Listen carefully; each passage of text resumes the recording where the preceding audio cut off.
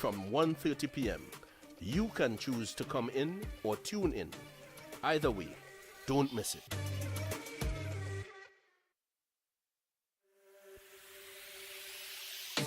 The 2021 to 2025 session of your Tobago House of Assembly reconvenes for its 13th sitting on Thursday, January 26, 2023. The action will kick off with a series of questions for oral and written responses by Assemblyman Kelvin Morris and Councillor Petal Daniel Benoit. Secretary for Community Development, Youth Development and Sport, Assemblyman Terence Baines, will lay a motion which seeks to improve delivery at the district level by implementing a process of direct district funding of no less than $150,000 per year under the directive of Assemblyman. Thursday, January 26th, from 1:30 p.m. You can choose to come in or tune in. Either way, don't miss it.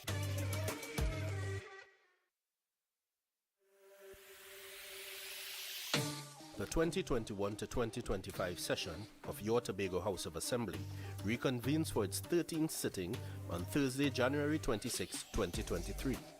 The action will kick off with a series of questions for oral and written responses by Assemblyman Kelvin Morris and Councillor Petal Daniel Benoit.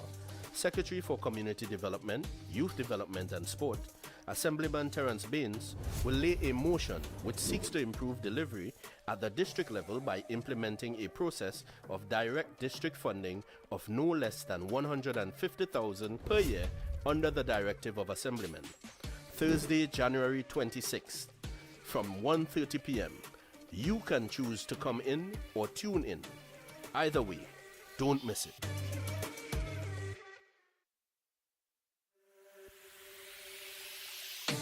The 2021 to 2025 session of your Tobago House of Assembly reconvenes for its 13th sitting on Thursday, January 26, 2023. The action will kick off with a series of questions for oral and written responses by Assemblyman Kelvin Morris and Councillor Petal Daniel Benoit. Secretary for Community Development, Youth Development and Sport, Assemblyman Terence Baines, will lay a motion which seeks to improve delivery at the district level by implementing a process of direct district funding of no less than $150,000 per year under the directive of Assemblyman. Thursday, January 26th, from 1:30 p.m. You can choose to come in or tune in. Either way, don't miss it.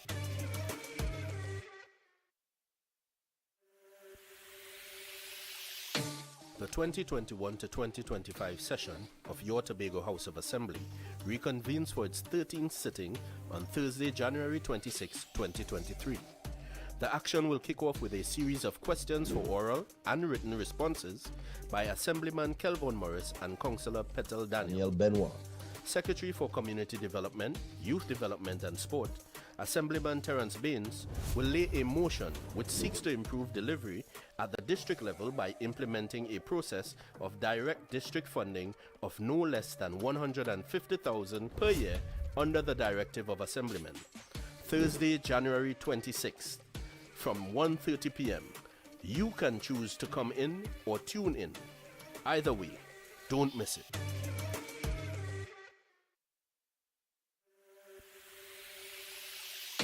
The 2021 to 2025 session of your Tobago House of Assembly reconvenes for its 13th sitting on Thursday, January 26, 2023. The action will kick off with a series of questions for oral and written responses by Assemblyman Kelvin Morris and Councillor Petal Daniel Benoit. Secretary for Community Development, Youth Development and Sport, Assemblyman Terence Baines, will lay a motion which seeks to improve delivery at the district level by implementing a process of direct district funding of no less than $150,000 per year under the directive of Assemblyman. Thursday, January 26th, from 1:30 p.m. You can choose to come in or tune in. Either way, don't miss it.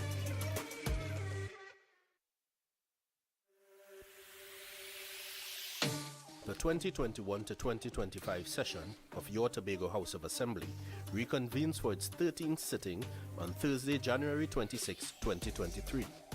The action will kick off with a series of questions for oral and written responses by Assemblyman Kelvin Morris and Councillor Petal Daniel Benoit. Secretary for Community Development, Youth Development and Sport, Assemblyman Terence Baines, will lay a motion which seeks to improve delivery at the district level by implementing a process of direct district funding of no less than $150,000 per year under the directive of Assemblyman. Thursday, January 26th, from 1:30 p.m. You can choose to come in or tune in. Either way, don't miss it.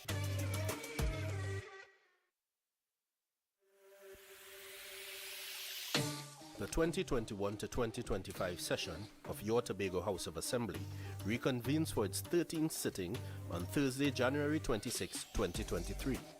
The action will kick off with a series of questions for oral and written responses by Assemblyman Kelvin Morris and Councillor Petal Daniel Benoit.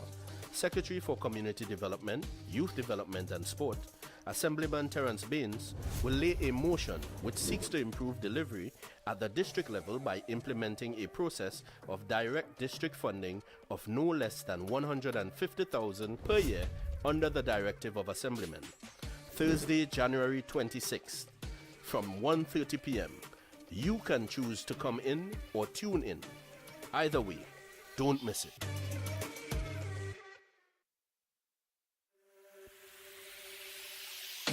The 2021 to 2025 session of your Tobago House of Assembly reconvenes for its 13th sitting on Thursday, January 26, 2023.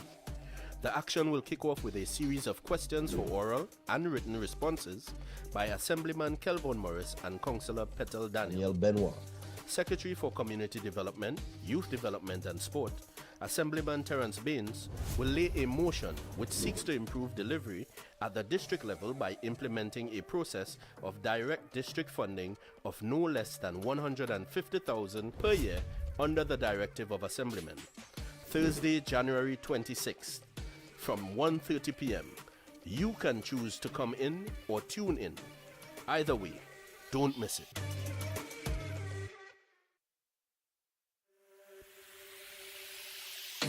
The 2021 to 2025 session of your Tobago House of Assembly reconvenes for its 13th sitting on Thursday, January 26, 2023. The action will kick off with a series of questions for oral and written responses by Assemblyman Kelvin Morris and Councillor Petal Daniel Benoit. Secretary for Community Development, Youth Development and Sport, Assemblyman Terence Baines, will lay a motion which seeks to improve delivery at the district level by implementing a process of direct district funding of no less than $150,000 per year under the directive of Assemblyman. Thursday, January 26th, from 1:30 p.m. You can choose to come in or tune in. Either way, don't miss it.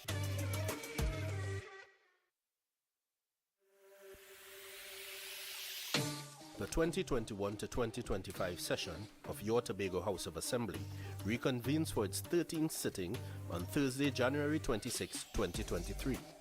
The action will kick off with a series of questions for oral and written responses by Assemblyman Kelvin Morris and Councillor Petal Daniel Benoit.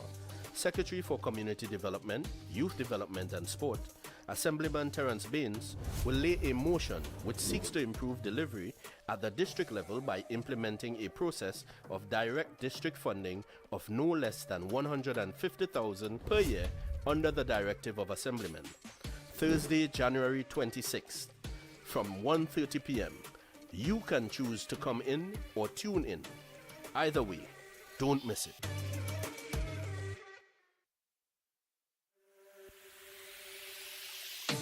The 2021 to 2025 session of your Tobago House of Assembly reconvenes for its 13th sitting on Thursday, January 26, 2023.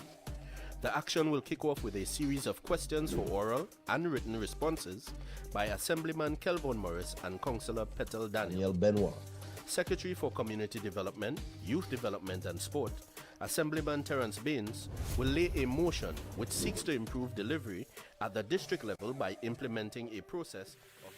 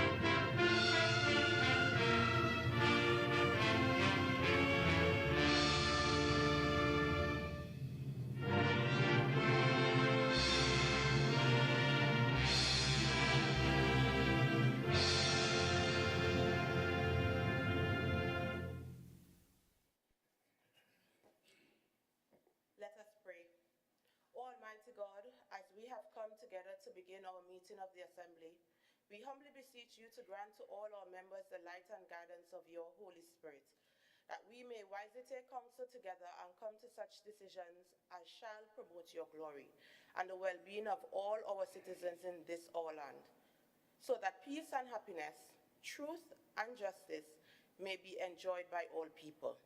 Grant this for the sake of Jesus Christ our Lord. Amen. Members, you may be seated.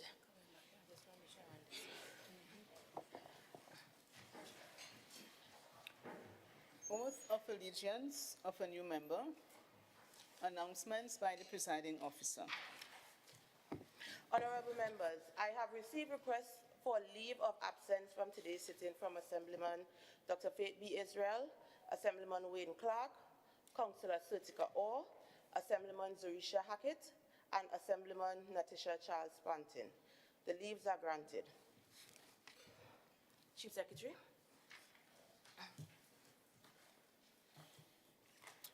Madam Presiding Officer, owing to the absence of the Leader of Government Business and in accordance with Standing Order 13.2, I wish to appoint Assemblyman Trevor James to perform the functions of Leader of Assembly Business for the sitting.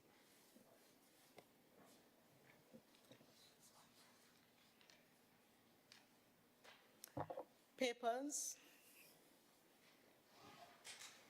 Chief Secretary. Thank you, Madam Presiding Officer. Madam Presiding Officer, I stand to lay the Tobago House of Assembly monthly budget report as at the end of November 2022.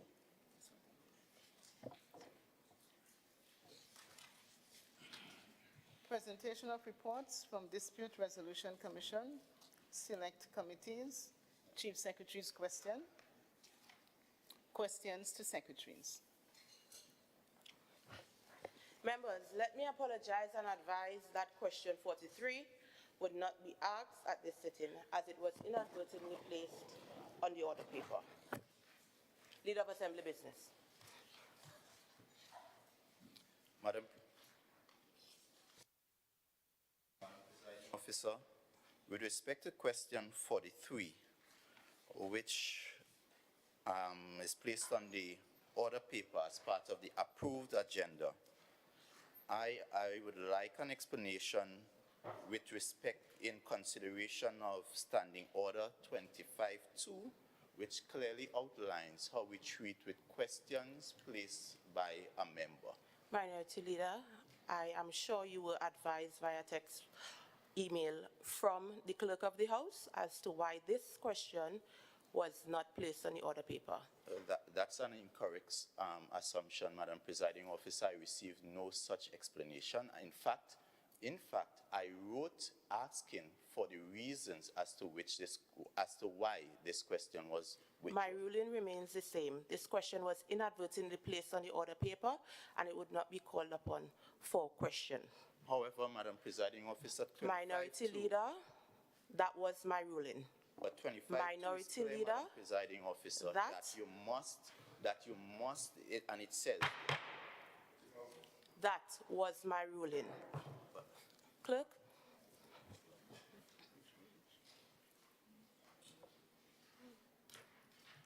Questions.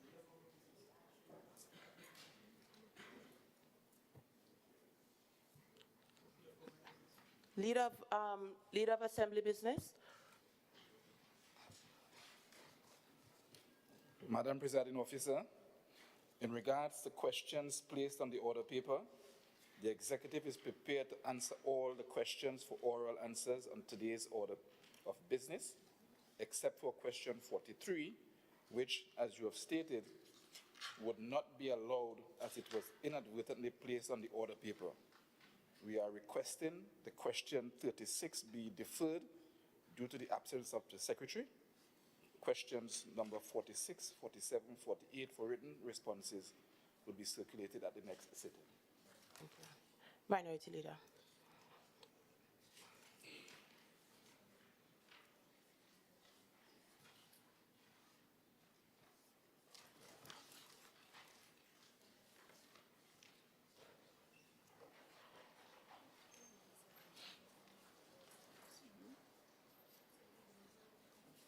question number 42 to the Chief Secretary and Secretary of Finance, Trade and the Economy. Secretary for Trade, Finance, Trade and the Economy. Member.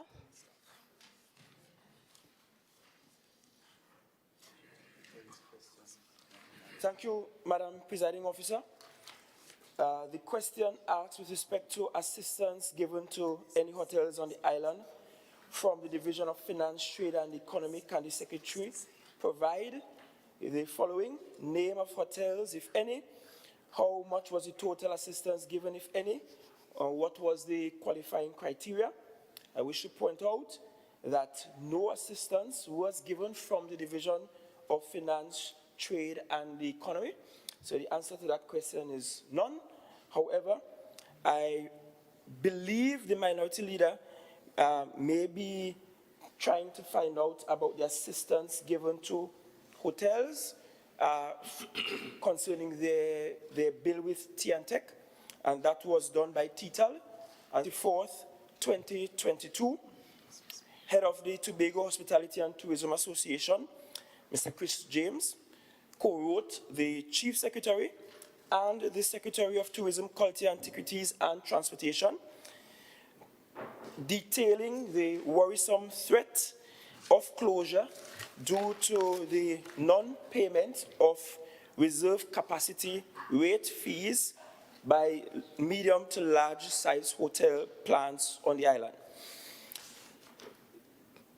These reserve capacity charges accrued significantly during the COVID-19 lockdown period of almost 2 years.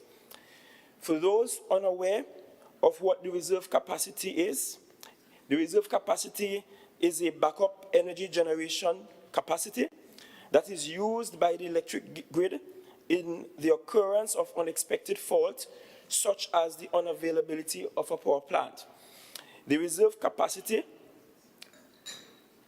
T&Tech determines the reserve capacity by looking at the load detail or the types of equipment present on the premises of the customer, in this case, the hotels.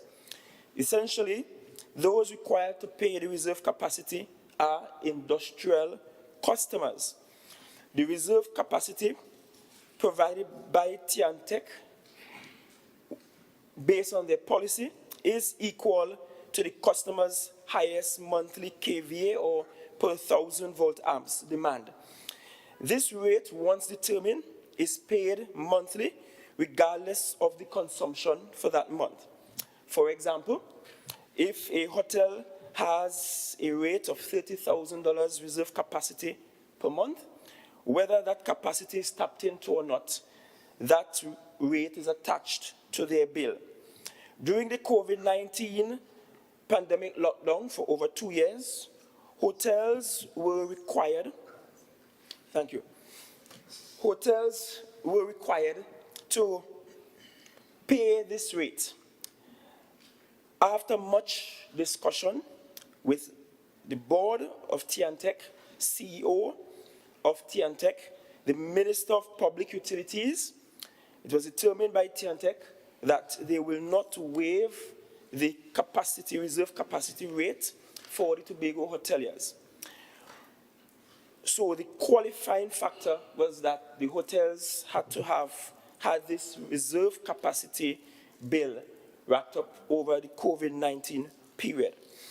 Almost 1 year later, December 12th, TTAL was forced to jump into action as T&Tech was about to disconnect one of the largest, the second largest hotel on the island, owing to the non-payment of this reserve capacity rate. I will now present what the total costs were.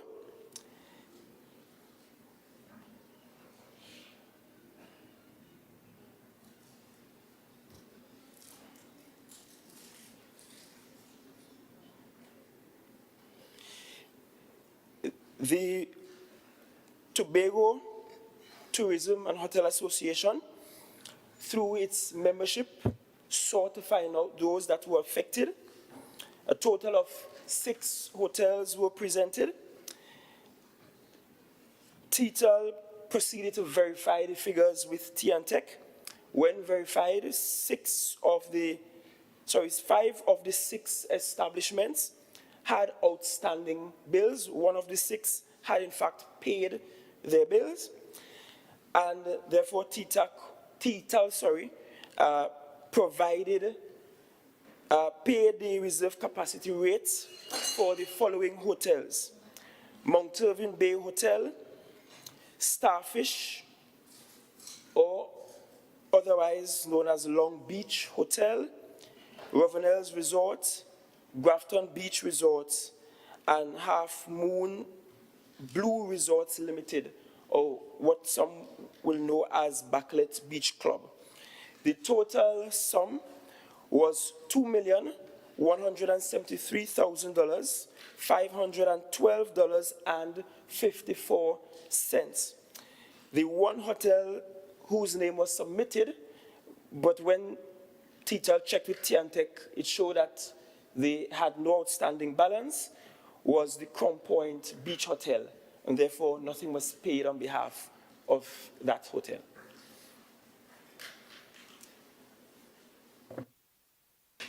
Minority Leader. Madam Presiding Officer, given that we were told by the Secretary of Tourism that during the Carnival, the revenue, particularly with respect to the hotels, was something upwards of $300 million. What was the need? If the hotels would have had so great of a season, that they had such great revenue, what was the reason that Tobago taxpayers' money, hard-earned, was used to bail out these hotels that we were told did so well in October? Member.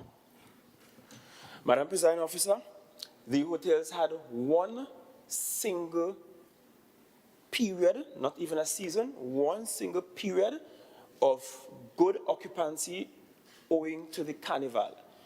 That figure quoted by the Secretary of Tourism, I believe, Madam Presiding Officer, spoke to how much the entire space made, not just specifically hotels on the island.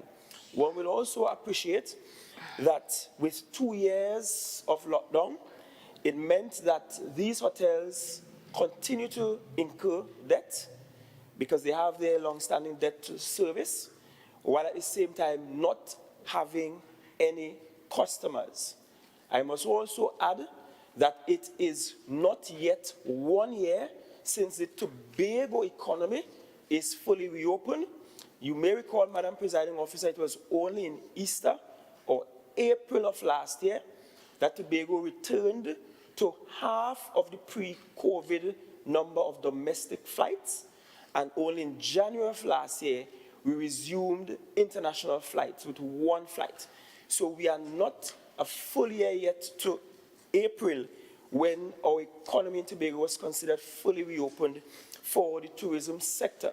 You will also recall that in January last year, we were still debating and pushing about reopening our beaches so that we could reopen this sector.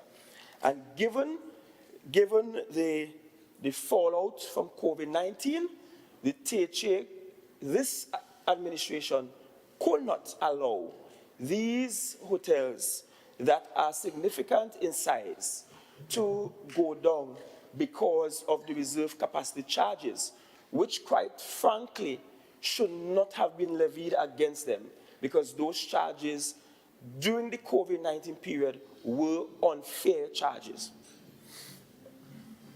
Minority Leader. Madam Presiding Officer, it is no secret that the member or the chairman of the Tobago Hotel Tourism Association also happens to be an ex officio member of the Tobago Tourism Agency Limited. And the Chief Secretary would have quoted a letter coming from that organization.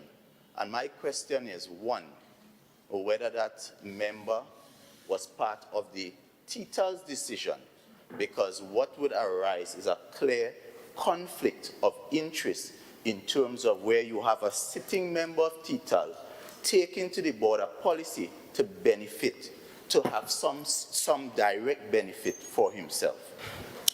I don't think I And heard the question. the question is whether the Chief Secretary and the Executive considered the issue of conflict of interest in this matter. Member. Thank you, Madam Presiding Officer. You will note that I indicated that the letter that came from the head of the association was dated January 24th, 2022. That's well before even TTAL was formed. The Tobago House of Assembly started this discussion, started having the considerations with TNTEC prior to the formation of the current board of TTAL. That's the first thing to be noted. And secondly, certainly the possibility of a conflict of interest was considered, and it is for that reason all the due diligence was done by checking in with TNTEC, who provided the rates, as opposed to getting it directly from the hotels themselves. However, the principle stands. Were we to allow these hotels to be closed, to be shut down by TNTEC, or were we to save them? That was the ultimate question considered, and this administration decided to move in the affirmative. Madam Presiding Officer, I quite admire the Chief Secretary's use and application of words, but the question is simple, and it was simply, was this gentleman, who is also the leader of the Tobago Tourism Hotel Association, part of the decision? Because what we were told, this decision came from the Tobago Tourism Agency Limited, of which he is an ex officio member. So the question, all I'm simply asking, was he part of the decision, yes or no? Member. Thank you, Madam Presiding Officer. That actually wasn't the question asked before. So thank you for a new question. Yes, he was part of the decision. Minority Leader. We have a If three he was question. part of the decision, and the previous question was whether there was an issue of conflict, then I cannot see how come the issue of conflict doesn't arise. Is that the question? Well, Madam Presiding Officer, the last time I checked, he is one member of a board with several other board members. And as indicated, all the due diligence was done, all the checks were made with TNTEC before TTAL made a decision, almost 1 year later from the date that the request came from the hoteliers. We have a three question. No, you said 5 last time. Minority Leader. But Madam Presiding, Minority Leader. Next question. You can pose your questions at the next sitting for oral response. Next question. question 43, we have to skip, right? Just confirming, skipping to question 43. Question 44 to the Secretary of Infrastructure. Member. Madam Presiding Officer, I rise, and as usual, I want to thank the good people of the District of Scarborough Mount Grace for their action on December 6, 2021 allows me to be here. Madam Presiding Officer, I continue to struggle, and I think I'm a fairly educated person. I continue to struggle with the framing of the questions from the minority leader. So I want to just read it, so maybe he can clarify it for me what it is he's asking. The question reads, as it relates to infrastructural projects applied for in the Darrell Spring Rim Electoral District, specific to outstanding road rehabilitation, expansion, drainage, and retention at several areas in the district. I am not aware that there's an application process for projects. I don't know who made the applications, to whom the applications were made.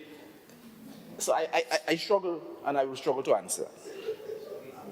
I read the question further, Madam Presiding Officer. Members. And I hope that, you know, the school students in Form 5 and Form 4 and Form 3 who have English teachers understand that this is not what we do.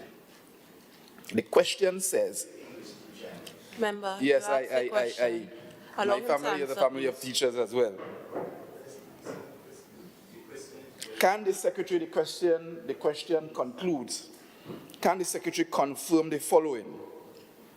A, but there's no B or C or D. Madam Presiding Officer, in the House, we have to do better than this. So I need clarification on what and who applied for these projects in the Darrell Spring WIM electoral district. I don't know what the member is speaking about, so maybe the member can ask a second and a third and a fourth and a fifth question. I don't think you answered the question, member. Can you answer the question, please? Madam Presiding Officer, I am not sure, out of an abundance of caution, I can't answer the question as it is stated. Minority Leader. Madam Presiding Officer, I wish to refer to a letter dated 9 May 2022. Attention, Secretary of the Division of Infrastructure, Quarries and Urban Development, Assemblyman Trevor James. Dear Assemblyman James, I don't know if your office is not functioning. I wish to share with you a compiled list of infrastructural works to be completed within the electoral district of Darrell Spring WIM. All courtesies and services extended will be greatly appreciated. Please feel free to contact me at the contact information detailed above. And I went on to list all the works and the area, category of works and details. Backhill, drainage, road resurfacing. Ms. Joe Field is expecting drainage issues. The concrete road requires resurfacing. Breeze Hall, road repairs, drainage. Church Road, access road. Darrell Spring Road, road repairs. Dunvegan Road, road repairs, retaining wall rails. Dutch Fort, road repairs, drainage. Glen Road, road widening, traffic mirror, road repairs, drainage. Glen Road, branch number 1, road repairs, drainage. Idlewild, drainage. Idlewild Trace number 1, road repairs, drainage. Minority Leader. Logwood Park, road repairs, old. Minority Leader. Question. So the point I'm making is that I did apply for these matters to be addressed by the Honorable Secretary, and I'm asking him for the status because up to this day, none of the road works we would have put into this document have been addressed. And I'm asking him whether it is a priority because we are seeing roads being addressed in other places, but up to this point, none of our roads have been touched. Member. Madam Presiding Officer, like I said, I will continue to struggle because I did not see an application. If you'd allow me. Members. If you would allow me. Members, please. If you would allow me, Madam Presiding Officer, the member for Darrell Spring WIM just read a letter requesting works be done in his district. Member, if you ask the question, you have to allow him to answer. I want to respectfully say that a letter of request is not an application for projects. As it relates to infrastructural projects applied for, I do not know what that is. I do not know if the assemblyman made an application to somebody for some project. What he just read is not an application. Again, the member, words have meanings, and if you want to write questions, use words that you understand. Okay, members. Mr. Minority Leader, I'm going to allow you to phrase the question so that you can receive the most appropriate answer. Madam Presiding Officer, the school I went to, which is Bishop's High School, tells us about synonyms. And a word have multiple meanings and applications. And from my understanding, an application is a request. So whether I made a request or I made an application, it is the same thing. And this member is playing smart with foolishness, because in the letter that I wrote to the office was acknowledged, and he indicated that he has no knowledge of it. So the question is that the letter that have you seen that letter I sent to your office? That's the question. Okay. Member. Madam Presiding Officer, I don't wish to waste the time of the House. Again, the question is premised on a falsehood. I did not say that I did not see the letter. Again, the question is premised on some falsehood. The member, not only in the House, but outside the House, continues this behavior, which we must stop. Notwithstanding, in an effort to move the process forward, the specific question which I understand the member is trying to ask, the answer to A is yes. Minority Leader. So can the member give an idea, timeline, as to when would these matters be addressed, a timeline? Member. Unfortunately, Madam Presiding Officer, I will not be able to give a timeline. Quite possibly, when the Minister of Finance advances some money for emergency work, consequent to the rain of last year, maybe I'll be able to give a better timeline to the member. Minority Leader. Presiding Officer, the current emergency works, we have inflated costs in some instances, $18 million. Would the member please, and I'm asking on behalf of the people of Darrell Spring WIM, please take at least some of that money and address the roads that, especially in Montpelier and in Spring Trace, Darrell Spring? Please, would you so kindly take some of that $18 million and put it across to the people of Darrell Spring and Montpelier? Madam Presiding Officer, again, the questions are based on falsehood and miseducation. From where I sit, the Division of Infrastructure has spent upwards of $25 million in the district of Darrell Spring. This week, maybe the member doesn't know his district. This week, the division staff is in Spring Valley Trace, I think that's the name, down the hill. This week, the division is responsible for all infrastructure across our wonderful country of Tobago, and we will continue to exercise good judgment and good prioritization for members and for persons across our beautiful country. Darrell Spring WIM will not suffer as Mason Moray suffered for the last 20 years as part of the suffered. All the people of Tobago are my people. And WIM, Darrell Spring are my people. Have no fear. Minority Councillor. Thank you, Madam Presiding Officer. Question number 45 to the Chief Secretary and Secretary in the Division of Finance, Trade and the Economy, Assemblyman Farley Chavez Augustine. Member. Thank you, Madam Presiding Officer. Firstly, the breakdown of revised allocation for current expenditure as well as development program by division for fiscal 2023. Assembly Legislature, recurrent expenditure, 20 million. Development program, 2,689,450. Office of the Chief Secretary, recurrent expenditure, $149,984,000. Development program, $11,230,550.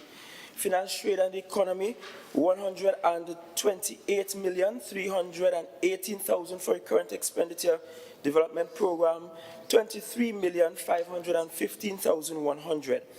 Food security, natural resources, the environment and sustainable development, $160,000. 160,759,300. Development Program, $23,600,000. Tourism, Culture, Antiquities, and Transportation, recurrent $142,187,600. Development Program, $25,717,200. Education, Research, and Technology, recurrent expenditure $361,957,900. Development $34,650,000. Community Development, Youth Development, and Sport, $99,966,000. Development Program, $33,169,400. Infrastructure, Quarries, and Urban Development, $331,940,900. For recurrent development, $72,528,950. Health, Wellness, and Social Protection, $739,843,432. Development Program, $45,327,250. Settlement, Public Utilities, and Rural Development, $28,859,500 for recurrent expenditure. Development Program, $27,500,000. Office of the Deputy Chief Secretary, $30 million for recurrent expenditure. Development Program, $72,100. As for Part B of the question, releases as at December 31, 2022, Assembly Legislature, recurrent $4,817,300. Development Program, $250,000.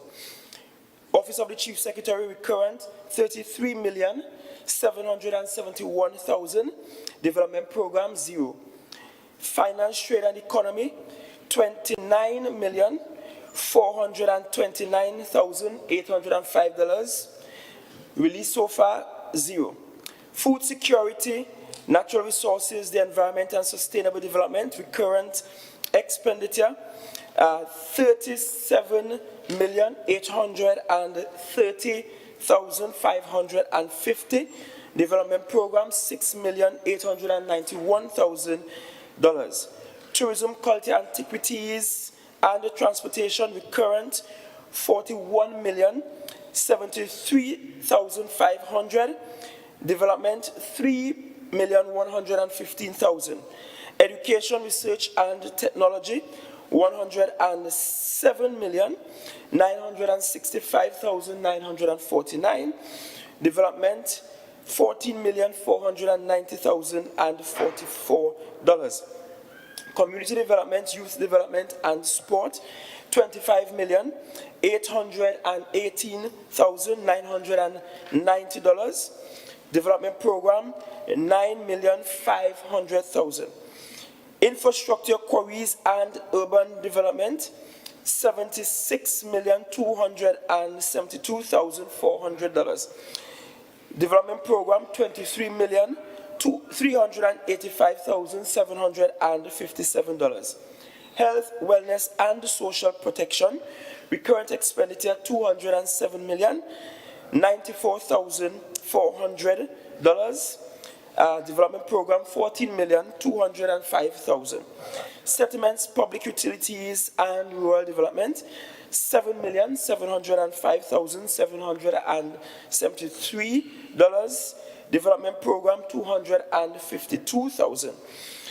Office of the Deputy Chief Secretary, current $2,790,500, and Development Program, 0. Minority Councillor. Thank you, Madam Presiding Officer. Madam Presiding Officer, at this said sitting in November, the Chief Secretary would have indicated that he had in his possession Tobago adjusted budgets for fiscal 2023. The member also indicated that they would have engaged in a re-budgeting exercise, which included recalibration of figures subsequent to the passing of the national budget. And he also said to us that he will make these available at the end of the presentation. Madam Presiding Officer, to date, we have not received any such documents, and we are asking if the Chief Secretary can provide the adjusted budget for fiscal 2023 as he would have indicated. Member? Yes, I could provide it. All I have with me today are the figures through to December 31, but I can provide for the entire fiscal year. I'll send it to the legislature. Thank you, Madam Presiding Officer. Can the Chief Secretary indicate a date when this will be provided, please? Member? I can have that sent through the legislature on Monday. Thank you.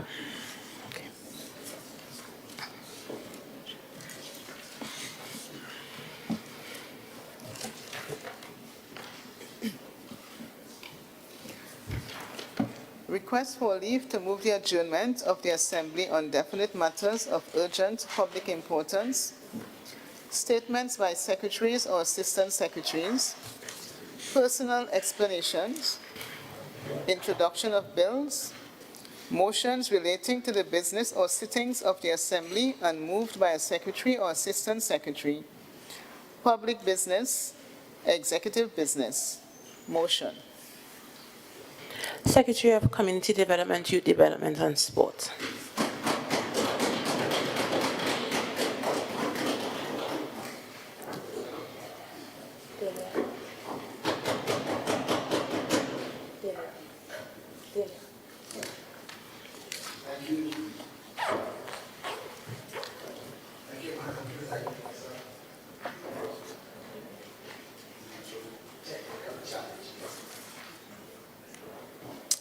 Thank you, Madam Presiding Officer, and a very pleasant good afternoon to my colleagues and to those that take an interest in what we do here in this honorable House. The motion before us says, whereas the current structure of the Tobago House of Assembly consists of 15 electoral districts represented by electoral or by elected assemblymen, and whereas the Tobago House of Assembly is responsible for all areas outlined in the 5th schedule of the Act 40 of 1996, excuse me, and whereas the current funding mechanisms do not always allow for the direct district prioritization and execution of projects, and whereas solid representation is based on each assemblyman being able to effectively represent his or her district child by child, family by family, and village by village, be it resolved that this administration implements a process of direct district funding of no less than $150,000 per annum to be placed under the purview of area representatives / assemblymen, and be it further resolved that a bipartisan team reviews the policy to develop by the Division of Community Development, Youth Development and Sport before its execution. Madam Presiding Officer,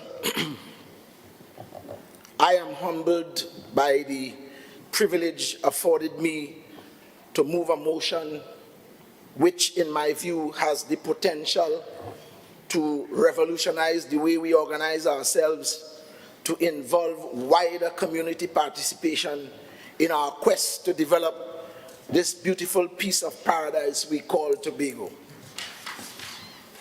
During the election campaign of December 2021, we pledged that we will be the first government on the island to introduce what is known around Commonwealth parliamentary systems as a constituency development fund. In our instance, it will be called the Electoral District Development Fund. According to the Commonwealth Parliamentary Association's Handbook on Constituency Development Funds, Principles and Tools for Parliamentarians, constituency development funds provide another opportunity to fulfill our mandate to support parliamentarians, and in our case, area reps, and their staff to identify benchmarks of good governance in accordance with the enduring values of the Commonwealth. Commonwealth governments in Africa, the Caribbean, the Pacific, Southeast Asia, and India have all adopted constituency development funds over the past quarter century. Constituency development funds are called by different names in different countries and are organized according to prevailing national institutional practice. They vary widely in size, type of program, and means of organization. On the other hand, they have become popular tools of governance that have enabled parliamentarians, and of course in our case will enable assemblymen and area reps to influence the delivery of services in the districts and constituencies throughout the various jurisdictions.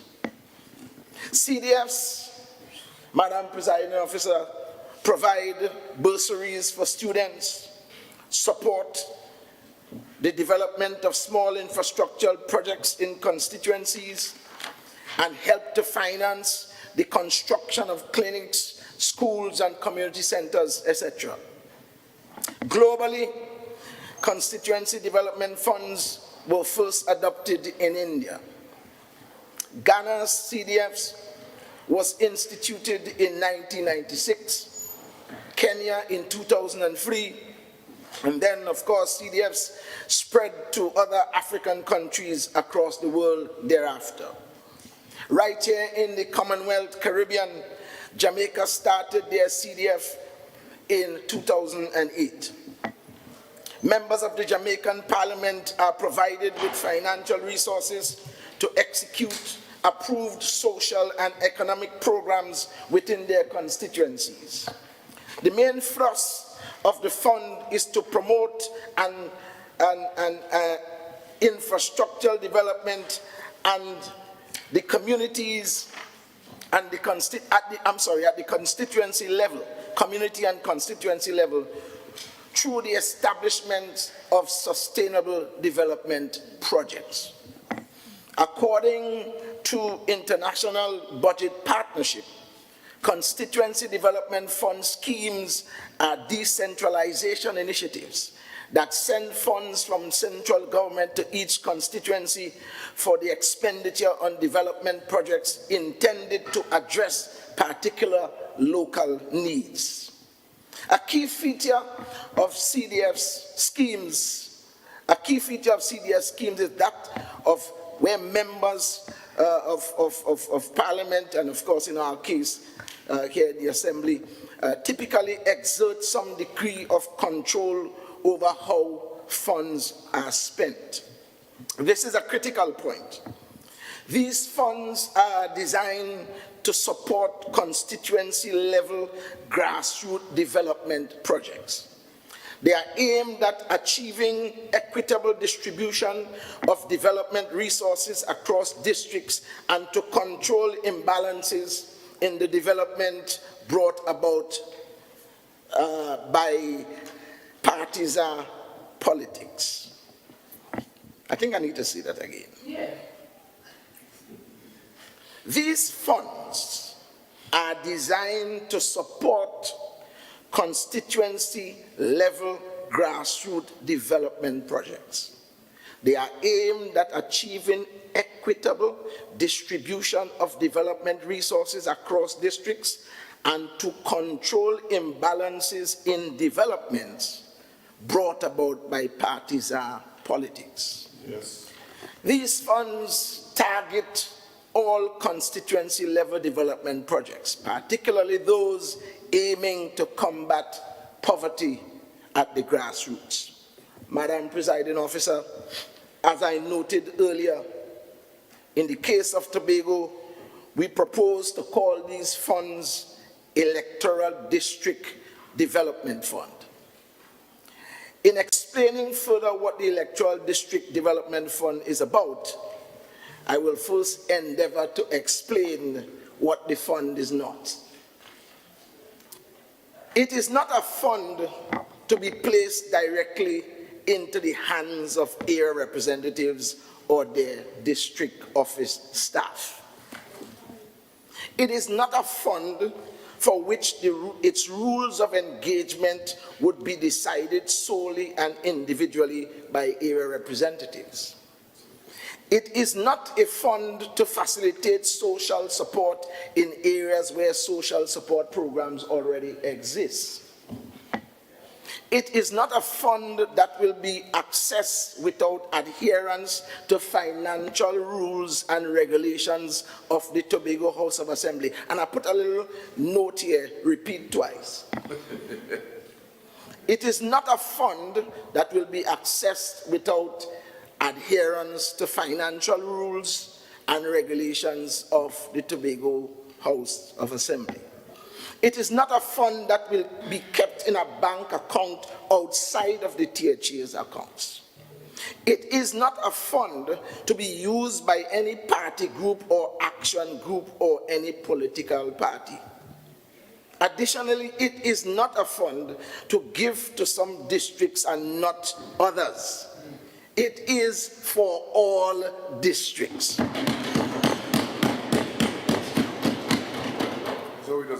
So whether you are a minority, and if I may coin a phrase, majority, the fund is for you. It is not the same thing as the constituency office fund that is currently available through the work of the House Committee and is meant to treat with the payment of staff and district offices and purchase of stationery and payment of utilities and so on. Rather, Madam Presiding Officer, this electoral district fund is a fund designed to provide relief to issues plaguing people at the grassroots. The fund will start relatively small, then will be reviewed after 1 year of its existence. And of course, you would hear the term parliamentary because of where the reference comes from. Involvement at the grassroots community development level has grown considerably across the Commonwealth countries. We here in Tobago are just the latest in this global trend. Simply put, we are like the new kids on the block as it relates to this matter. Electoral District Development Fund is a legitimate mechanism for development. This will facilitate the legitimate connection between elected members of this House and their respective districts. A central hope behind this fund is that local input will promote better targeting of projects to the needs of the constituents, promote more attention to project implementation, place more focus on holding government officials responsible for the results by giving the capacity for development to area representatives whose electoral fate will be locally determined. Truth be told. I suspect an acid question that will come to the fore is how would this fund work? Madam Presiding Officer, we on this side envisage a fund where the electoral district, with final sign-off and recommendations from area reps, will have access to funds and or materials for community projects that will be completed or executed by the community. Area reps will be required to pull their respective districts together under the umbrella of an entity that we will call district councils, by engaging village councils, sports groups, religious organizations, environmental groups, schools, and community-based organizations, and in reviewing the projects that the district desires. These community projects can range from building of ramps for the elderly and the disabled, to beautifying public spaces, sponsoring of equipment and uniform for sport groups, training and capacity building for fishermen and farmers, among numerous other possibilities. Once the project is conceived and brought to the area representatives' attention via a prescribed format, the area rep will affix his or her recommendations and send the request to the Division of Community Development, Youth Development, and Sport. Supporting documents such as quotations must also be attached to allow for the division to properly process and the submission and to honor same. Madam Presiding Officer, we do not want to over-prescribe on this matter at this stage, because we propose to convene a special team of the House members on both sides, both the majority and the minority, and so that we can massage the rules of engagement for this proposal. And at this point, I really want to say that when we were given this responsibility by the Honorable Chief Secretary, I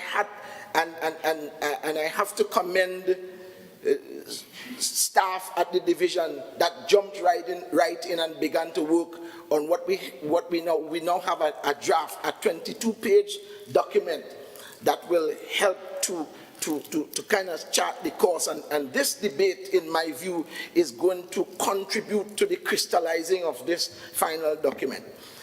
You know, as a government, we could have said, you know, we're going to do this, and this is what we're going to do. But because of the gravity of this matter, we felt it was necessary to have input from the minority side. And I know that whatever is shared today, good, bad, or indifferent, will impact the final document. Notwithstanding, Madam Presiding Officer, it will be remiss of me not to inform this Honorable House that in the conceptualizing rather, of the Electoral District Development Fund and the district councils, as proposed earlier in my presentation, the following general principles of good governance recommended by the Commonwealth Parliamentary Association for consideration when such funds are being established were rigorously observed. And these were responsiveness, transparency, administration and management, accountability, oversight, or rather accountability and oversight, monitoring and evaluation. Importantly, Madam Presiding Officer, this administration will adopt into this policy those tools in the toolbox created by the Commonwealth Parliamentary Association for the use of this fund.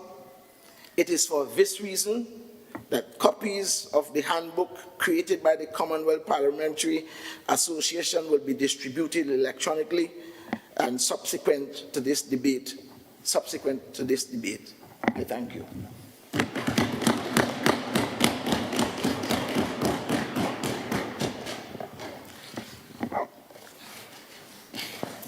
Leader. Oh, sorry.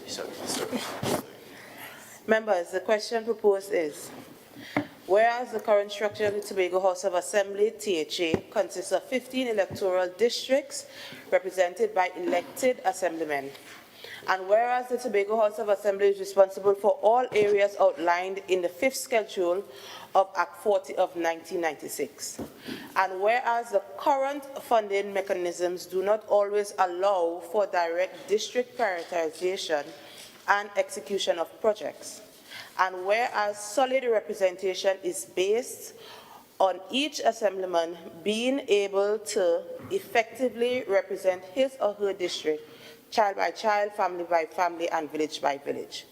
Be it resolved that this administration implements a process of direct district funding of no less than 150,000 per annum to be placed under the directive of the area representative/assemblyman. And be it further resolved that a bipartisan team reviews the policies developed by the Division of Community Development, Youth Development and Sport before its execution. Minority Leader, you may join the debate.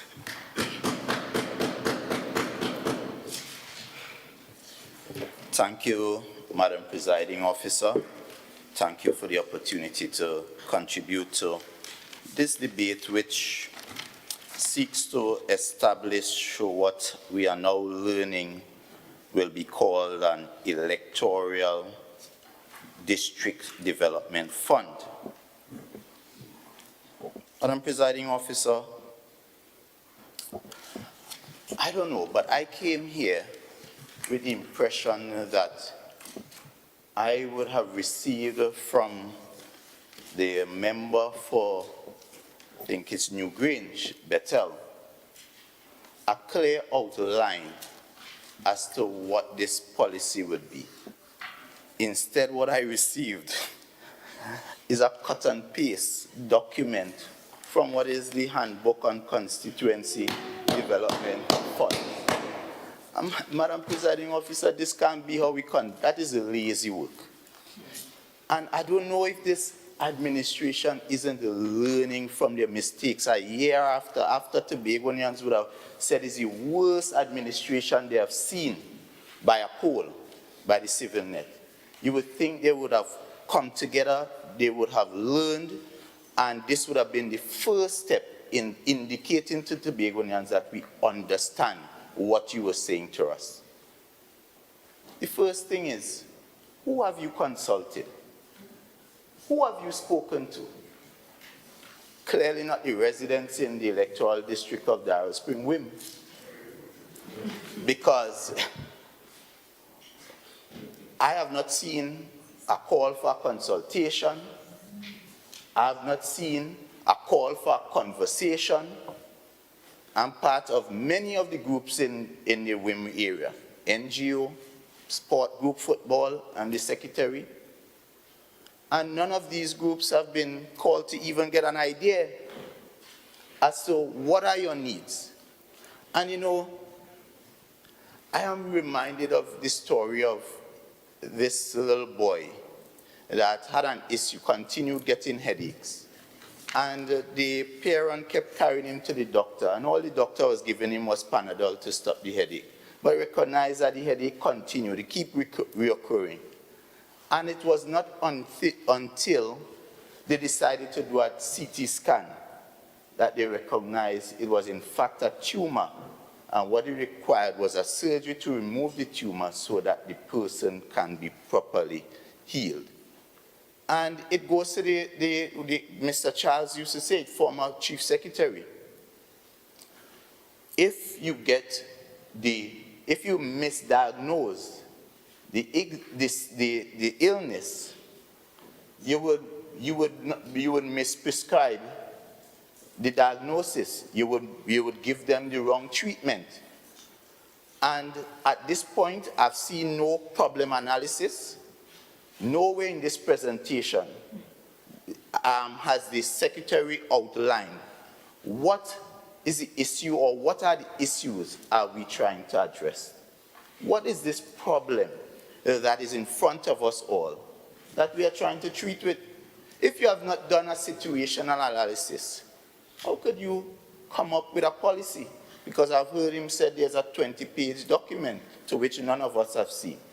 But yet you are asking us to come together, huddle, and then agree in the first instance to huddle when we don't even know what we're huddling for. And for me, I was prepared before I saw the presentation to say, very good idea.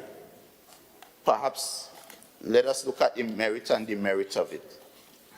But I don't even know what the idea is. I am clueless. And it speaks to a level of, I said, laziness. Because all you have done, and it is so embarrassing, to the point that you didn't even transfer this issue of parliamentarians to assemblymen. You just read out of this handbook, cut and paste, word for word, line by line. Not understanding that Tobago has its own nuances. We know how districts are in Darrow Spring Wim, especially the fact that we have now moved from 12 districts to 15. We know how the areas are aligned. I'm voting over in Plymouth, Blackrock, but I live in, my residence is in Wim. So you form a district council. I am part of the Swam Village Council. Yet you are telling me if there's an issue or in terms of the district council, because I belong to Plymouth Blackrock, I have to leave Wim and go all the way down to the district council meetings down in Plymouth or Blackrock.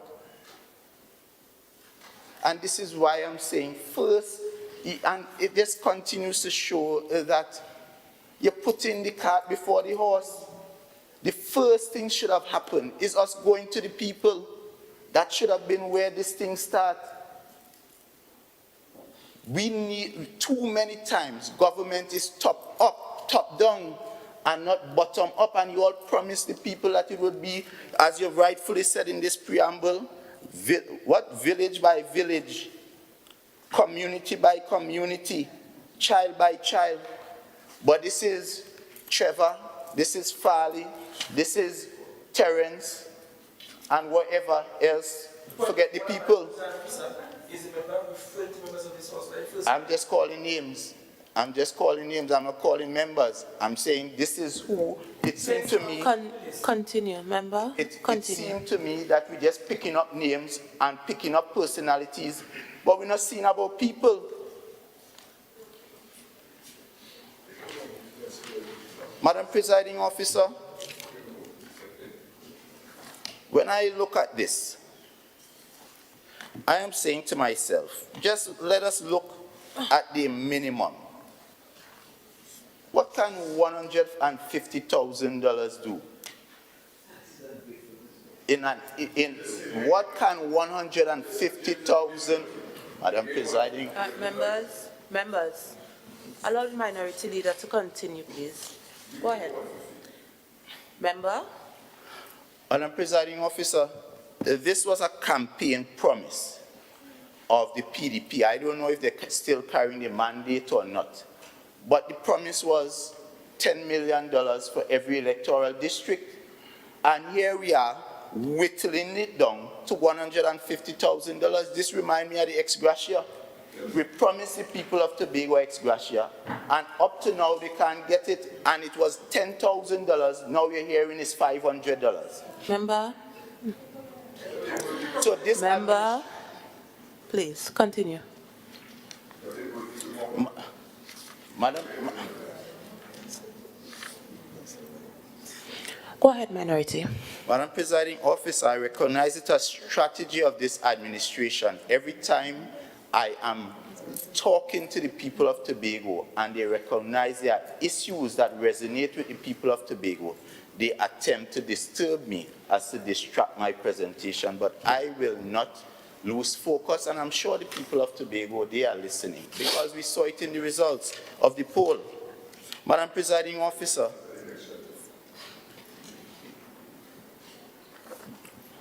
Minority leader, continue. Please allow him to finish his presentation. Thank you. Madam Presiding Officer, I'm also concerned because when you look at what the countries that have adopted, because he's referred the handbook on constituency development fund, but one of the things I noticed carefully is that the countries that have adopted this constituency development fund are countries that have a number of issues plaguing them, and you're not seeing so you're not seeing our developed countries with such a fund. But the countries, and I'll just like to list it out: Philippines, Bhutan, Solomon Islands, Kenya, Malawi, India, Pakistan. And what this document is saying is that in these countries, a fund like this is riddled with corruption. It is riddled with malfeasance. It is riddled with poor governance structures. And therefore, in an environment where we are seeing inflated costs, in an environment where we are seeing contracts being sole selected, in an environment where we are seeing... Member, please allow him to talk. Minority Leader, continue. Madam Presiding Officer, so when you consider all of this, you ask the question, do we have the capacity, do we have the framework, do we have the architecture to deal with such a fund? It may sound good in principle, but do we have the systems of governance to ensure transparency? Do we have the systems of governance to ensure that there won't be corruption? Because one of the things I'm seeing here as to why, when you do the diagnosis and why do you develop a fund like this, it is saying that a fund like this is developed to ensure project delivery in the face of ineffective and corrupt local government structures. So is it that the administration here is confirming that they are in fact ineffective in their delivery and that they are in fact corrupt? Because that is one of the reasons purported in this document by the same very CPA why funds of this nature is developed. And then they are showing what are some of the deficiencies. Deficiency number 1, breaching the separation of powers. And that is an important point, because we all know in the Tobago scenario, we have two main systems, we have two main bodies of government. We have the legislative and we have the executive. The legislative, we are all assemblymen and we have some councillors, but the purpose of a representative is to represent the issues affecting the man on the ground.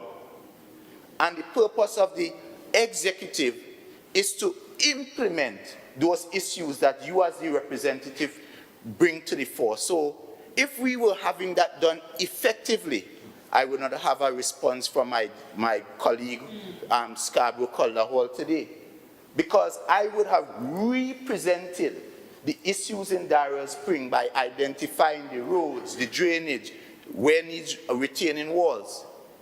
But yet the executive, who is the one to implement, is saying to me, basically, I didn't see that. And the question is, as the representative, given an executive that has that kind of position, what will happen with $150,000? Because you are now creating a heightened expectation by the electorate that all of a sudden, your assemblyman has the power to make things happen directly because he has an allocation. But in reality, $150,000 is a drop in the bucket. By the time that one, there's the road in Spring Trace, for instance, by the time you pay for 100 meters of road, once we're going with the rates that we're paying right now to excavate under the current rates is $2,250.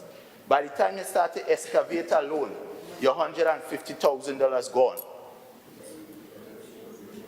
And so the point being pointed out here is that how do we treat with this separation of powers? Because at the same time, one of the fundamental purpose of the legislature and the legislative arm is to provide oversight. And that is why your minority is the one chairing the Public Accounts Committee. What we are now going to do is jumble up everybody dealing with both implementation.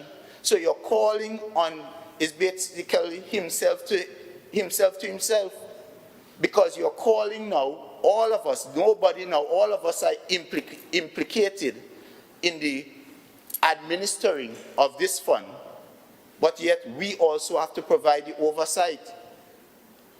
And that is where this document, they have identified that is some of the challenges. And that is why I'm concerned, because when you look, it is countries that are underdeveloped, countries with weak systems that have adopted this kind of fund. And we are seeing the problems. And my thing is, as old people have said, don't take bully faith to go and look for it in the night, where it could see in the day. And if we are seeing in these countries all these issues of accountability, of duality of roles emanating, then why are we going to pick up trouble? If we are seeing this document is saying this thing here, as good as it sounds, is very troublesome to implement.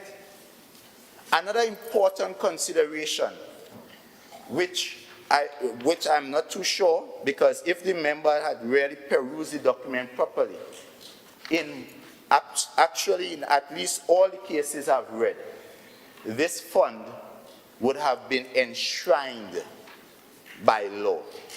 So it was backed by law. It wasn't simply you come with a motion, you agree, and you go forward. This fund is actually is legislated by Parliament. So it tells you what you could do, what you can't do, and anybody who chooses to breach it will find themselves having to answer to the law. But if you create a policy, really and truly, as much as you create a policy does not have the same kind of teeth that a law would have. And therefore, we have to ask the question whether we, as a quasi-lawmaking body, have the authority to implement this as a law. Not as a policy, but as a law. Madam Presiding Officer, when I look at this document, I cannot help, as I said, talk about the issue of accountability and priorities. And the question, what is going to be the system that would ensure that checks and balances are done? Who determines the priorities in the various communities? And that's why I asked, did we consult? Who determines? Does it put undue pressure on the representative, because now persons believe that you can in fact make wine out of water because you're giving me $150,000, and we know how the politics does go. When somebody go to Division of Works and complain about the bad road or the bad drain, you're going to tell them go by Kelvon because he has money to deal with that. And now the person believes the representative will say have money to deal with that, but don't have money to deal with that. And it cannot be done. When the next time come around, Kelvon didn't deal with that, so Kelvon is a bad representative. And I hope that this is not the intention of this administration, to abdicate itself from its responsibility to govern Tobago. Because I heard the Secretary also mention about what the fund is and what the fund is not, but with no detail as to tell us exactly what will apply and what would not apply. You said in one breath, you can't apply for some social services, but we don't know the limitation of that. You talk about bursary, but we know there's a financial assistance in the Division of Education. So what would differentiate that financial assistance from somebody coming to me and say, my daughter is in Jamaica, she needs help with her rent? how would this be administered? Who would administer it? Which division would administer this fund? Our office, we have a small facility that allows us to employ persons. We do not have persons with that kind of technical background to evaluate whether it might be a project or is a social worker to assess the needs of persons. So who will determine, or what will be the criteria used to assess who gets and who don't? What would be the criteria? Madam Presiding Officer, one of the fundamental things, you don't just bring policy for policy's sake or because this sounds to me like a populist thing. It's something, if somebody on the street hear it, it may sound good. Because we all know people are starved to get things done in their district. And if persons believe that there's a system coming that would bring more goods and services to them, they will lap it up. They would appreciate it. But fundamentally, when money is being taken from the public's purse in a new way, you must demonstrate how it will be valuable and add value to the community. The mover of this motion has not convinced me in no real way how this would add value, how this would make the people in the community, how this 150,000 would make their lives better. How does this process allow the area representative to add value? Because in one breath, you are saying it would be under the directive of the area representative. But in another breath, you said it is not to be under the direct intervention of the area representative. So what is it? Is it that the area representative have control of the fund, or it does not have control of the fund? You understand the confusion? And if I have a system where I would now have to go through another layer of bureaucracy, then that doesn't help me. Because Member, small reminder, you have 5 minutes. No problem. I could share briefly one example. I was in the retreat with the local government bodies over the weekend, and one of the challenges they have, because local government has to go through the bureaucracy of central government. We may have a road like the road down in Spring Trace, where persons are clamoring for the roads to be fixed. And I may have me 150,000 and decide, okay, well, them people really need a road, let me put up for that road. And by the time, because the people got so impatient, they started to protest. And the division might very well say, let me go down and fix the road. But I am waiting for this system and all the wheels to turn. So I end up coming closer to the end of the financial. Division go on and pave the road. I already put up for the road. The money now approved, financial year closed, so I can't even put up for our next project. I lose that opportunity. You understand? So these are some of the issues, real issues. What about liability?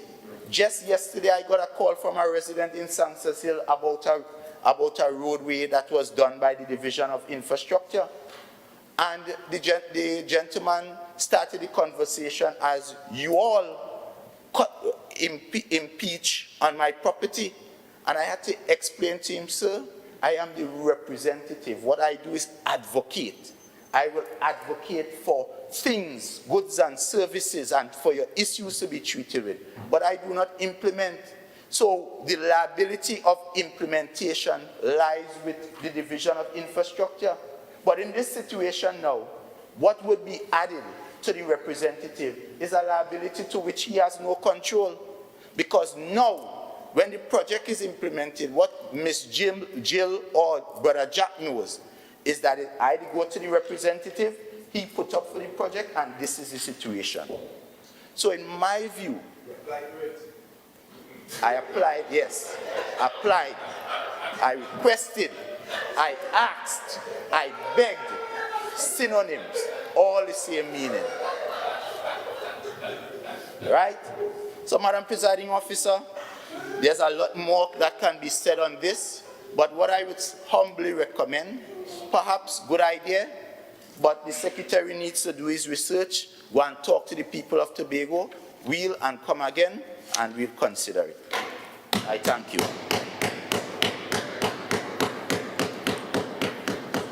Mr. Duke, Assemblyman Duke.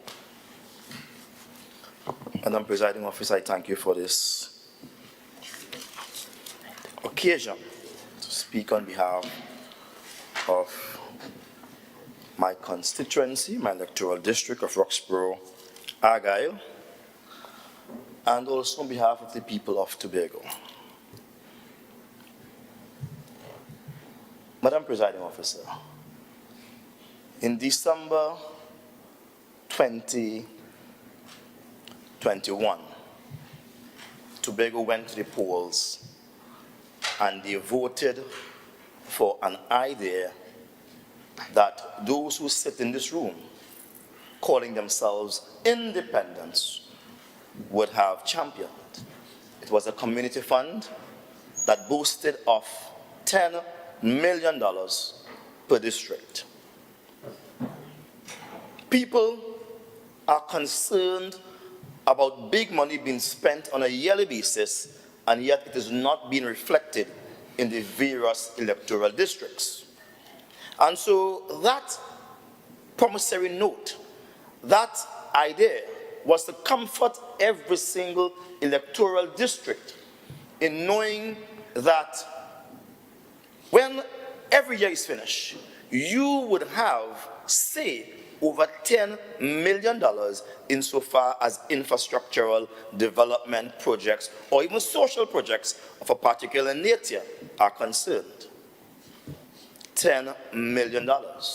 I recall, I championed the idea. I said to the people that such funding would be taken from the development funding. And I read here in the miserable motion an idea that gave me, I would say, a feeling of nausea. When I read in this motion,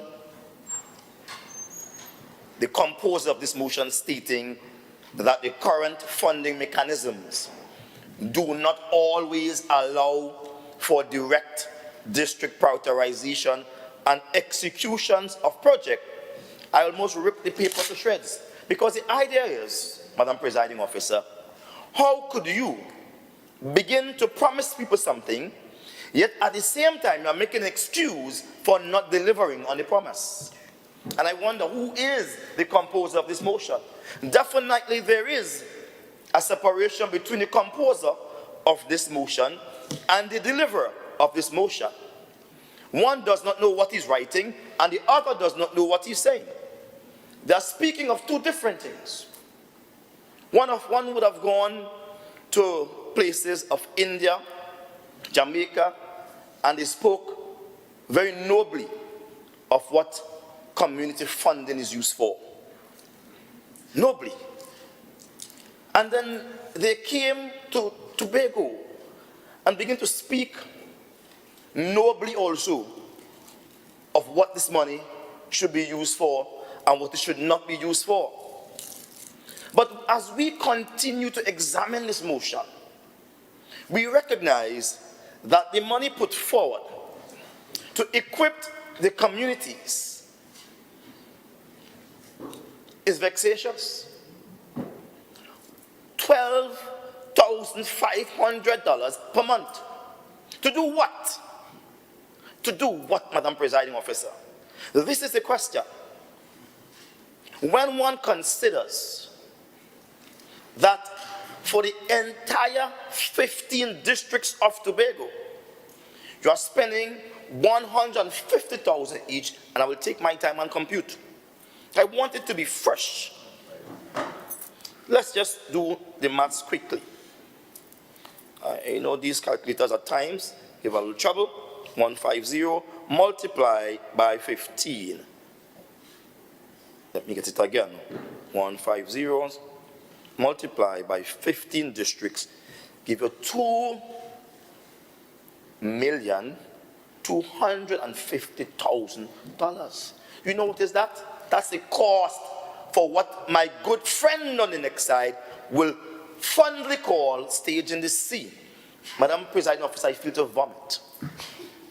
Because it creates a churning in my stomach that good and sensible people will sit in this house and divide up among Tobago 15 districts the cost they would have spent on creating the fund they call staging the sea. And they come inside and look like decent and respectable people. I cry shame upon them. They are a mockery of what we stood for.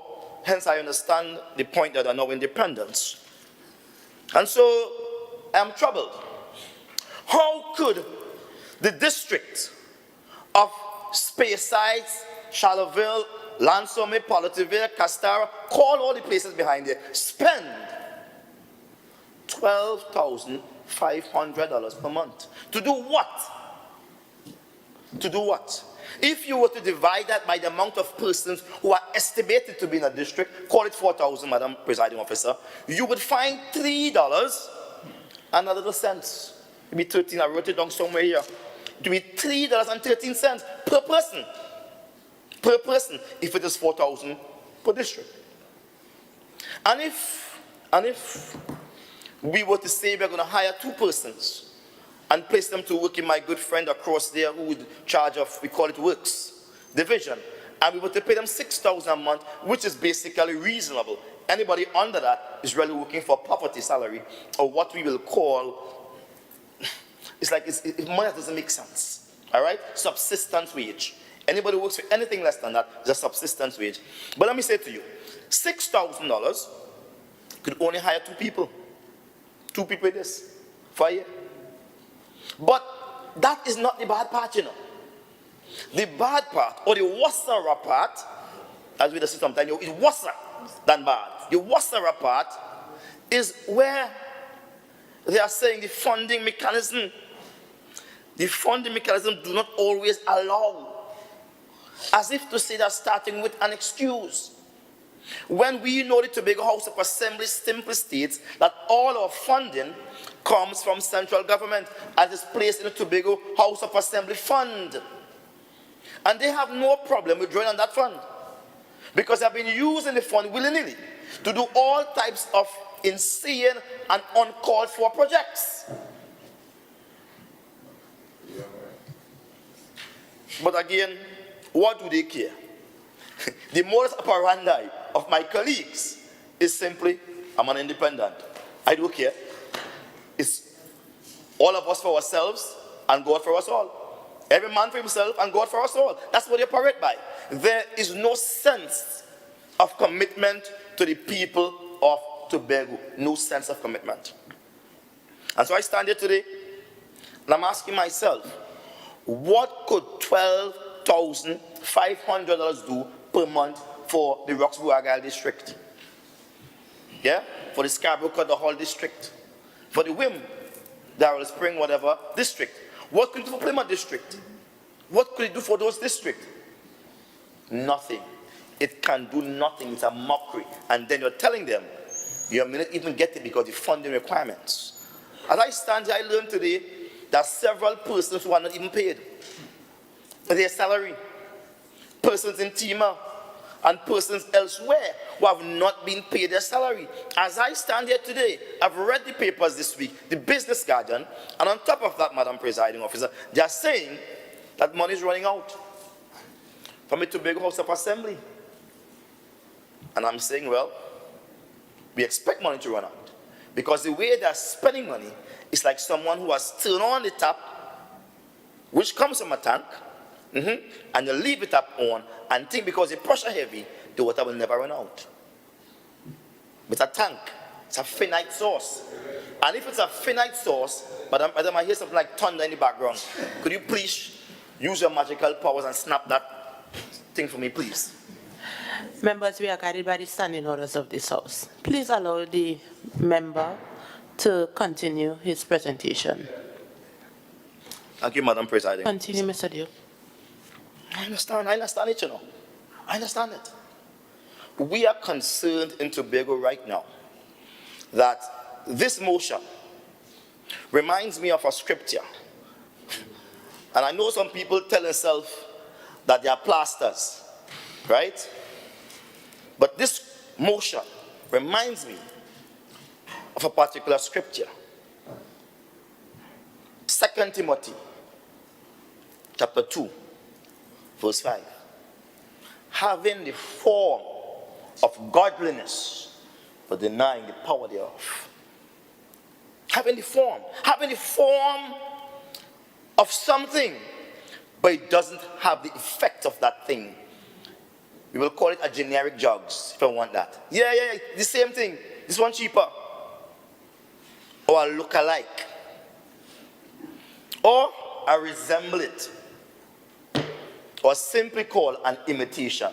This is an imitation, Madam Presiding Officer. This is what it is. But the man who, God forgive me, let's see that. They could have chosen no better presenter of this than the person who delivered this. It's in keeping with who they are. Best motion for him. The script doesn't end at chapter 5. No. At verse 5. It speaks about having the form of godliness, but denying the power thereof. And I'll just stay there. A word to the wise is sufficient. Today, Tobagonians are asking, where are the jobs? The $10,000 which I promised Tobagonians as the leader of the PDP was supposed to provide jobs. Madam Presiding Officer, there's a thunder or some dog down in that corner. Could you please get the pet people to remove the animal from that side? Thank you. Members, standing order 44, please. Assemblyman Duke, Thank you, Madam Presiding Officer. Guiding you with the names. Well, I heard a howling on that side. Trust me, I didn't look, but I heard, again, I'm hearing the barking. I'm hearing the barking again, Madam President. There have to be a dog on that side. Listen. There is a dog on that side. Excuse me. Members. There is a dog on that side. I heard a bark. Members.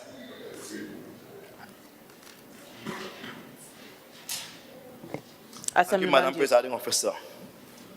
We may need a pet detective inside here soon. Assemblyman Duke. Thank you, Madam Presiding Officer. Thank you. And so, we promised the people of Tobago $10 million. And when we promised them that, it was to create employment at the local level. Because $10 million can employ people. $10 million can build bridges, drains, clean up things, get things working again. It was supposed to be coming from the development fund. It had only been $150 million. Not much. I've seen a road being paid for $70 million, $100 something million. But that's for one little area to benefit a few. We are talking about the whole of Tobago, where when the year comes, you would see development commensurate, equal to the thinking and the forward ability of your people. Nothing could be better than that. We have seen Tobagonians year after year vote and support political organizations, and return they receive nothing, no development in their area. We were saying development that was on steroids. Give them $10 million. They come back here and they say nothing less than 150. I'm also concerned about the promises being made in this chamber to Tobagonians.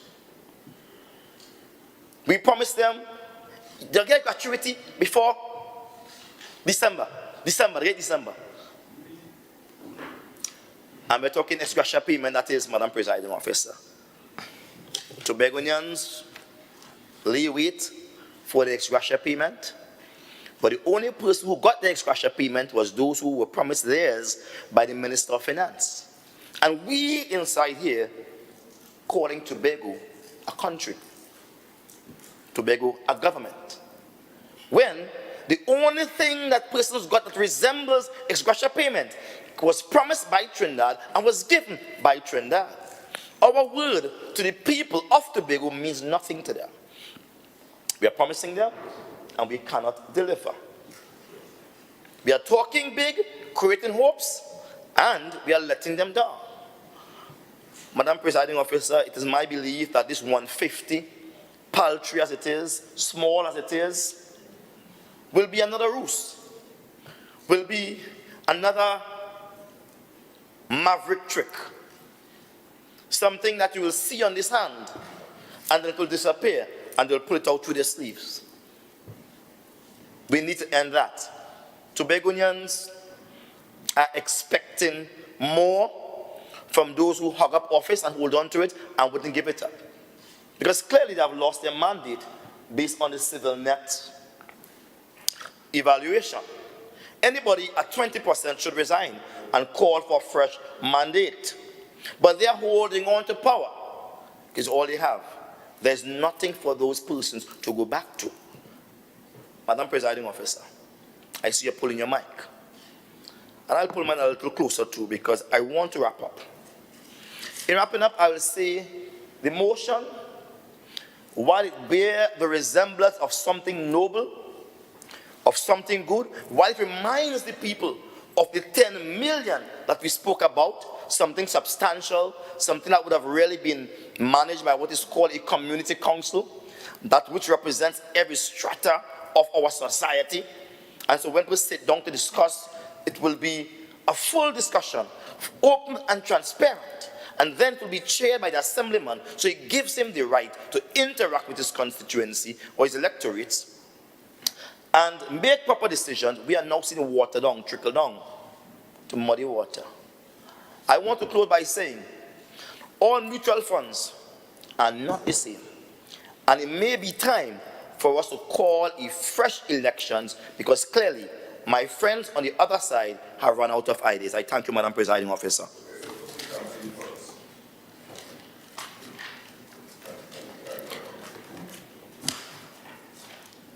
Member? Thank you very much, Madam Presiding Officer. And thank you for this opportunity to enter this debate. And coincidentally, to enter the debate as the member for Roxborough, Delaford, in his typical what list a representative style, leaving without completing the work of Members, please.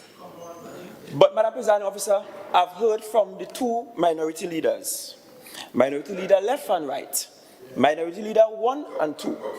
One minority leader seemed to think this is not such a great idea. We should not put some funds for this. And the other minority leader feels the money not enough. Give $10 million. I want to start my submission by looking at where this idea was born. When we campaigned, we decided, in fact, since 2017, that we will not have a manifesto, but we will have a mandate. And I'll explain what that means. In fact, when we got to the election campaign for January 2021, we presented a mandate. When we were tied 6-6, this team, one of the reasons why we won so convincingly, this team went back out to the ground. We spoke with people. We reformed the mandate, and the mandate was actually advised by the people. The things in the mandate came from the people. So this idea is not just coming from nowhere. It's not just being plucked out of a back pocket somewhere, but it came from discussions that we had with the people of Tobago. Secondly, Madam Presiding Officer, this motion is simple. In fact, the resolution is simple. The resolution does not purport to say that the policy is final and completely drafted. In fact, the member spoke to the fact that he has a draft policy of just about 20 pages, a draft policy.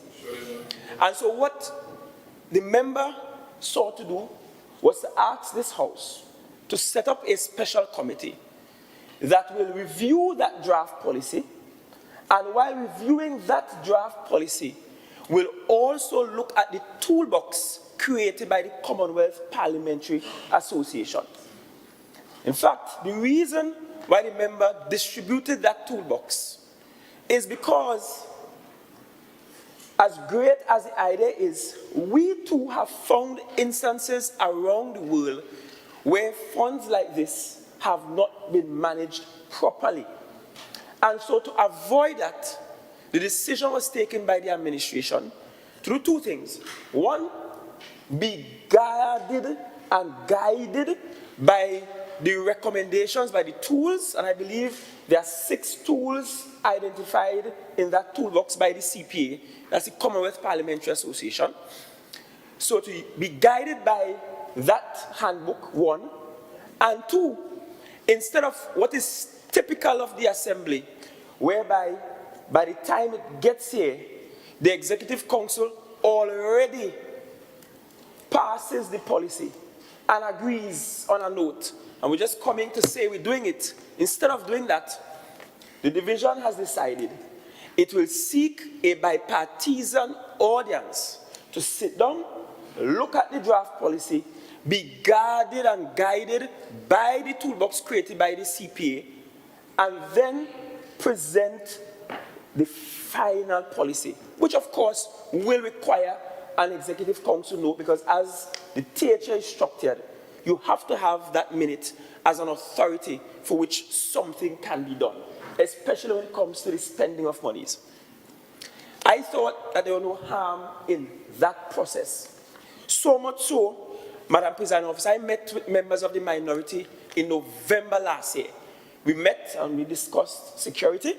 We were to have a second meeting, and in fact, the day we were to have the second meeting, I proposed the second meeting. I called to see if the meeting could still happen, and I did not get on to the minority leader. But we met on the 29th of November, 2022, and in that meeting, and the minority councillor is here, I indicated that this is something that we have been discussing for almost a year. It is something we campaign on, and I indicated to them it is something I will want to have bipartisan discussion on. And so the motion today really and truly should not be of any surprise to members opposite.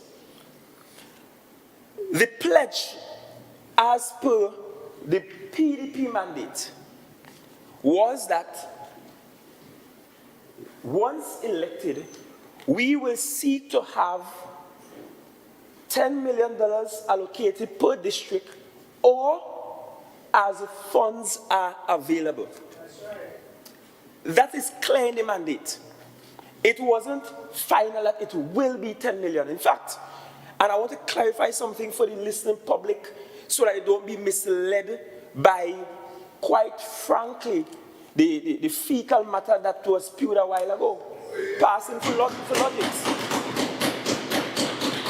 In fact, Madam Presiding Officer, I made it a case during the last campaign when I spoke on this matter to point out to the public, we are looking to go into office. From the outside, we can't say what we will have there and what will be available. Apologies. We will want to have this kind of fund built all the way up to about 10 million per district. But we will start with what might be available. And that's why in the motion, the member said no less than 150,000. In fact, after the bipartisan team meets and they discuss the thing and they look at the thing, they may come back and say, look, we have to find some more money, you know. The 150 wouldn't be enough. We need to go up to 300,000 per district. But an opportunity is given to parties on both sides to sit, discuss this matter in a very mature way, use the prescription of the Commonwealth Parliamentary Association, the toolbox, so we could prevent all the pitfalls we have seen in other jurisdictions and roll out a first of its kind for Tobago and allow for some greater efficiency on the ground at the local level. Further, Madam Presiding Officer, I want to hasten to point out that Minority Leader 1, he referenced countries like India and so on who have this program. So it's only third world and developing and poor countries that really have this. I mean, the truth be told, India isn't qualified as a poor country anymore. Their GDP is fifth in the world. They have $1 trillion base economy. And I guess like everywhere else, they have large numbers of poverty. And if you have 1.1 billion people, that number will be large.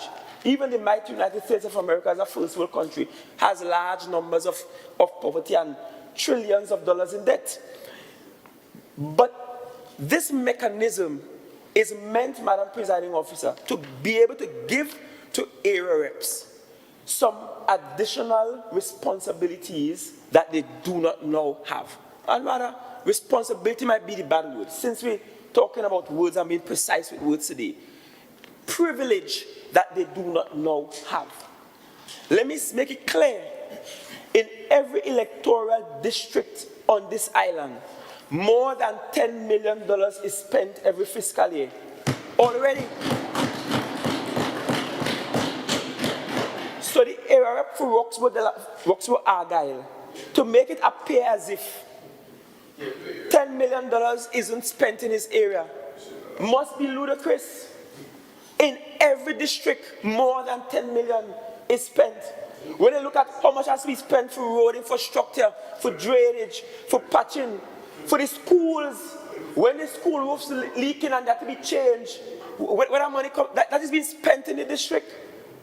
When you look at the books, the technology being instituted in the schools, more than $10 million as we speak is spent in every single electoral district.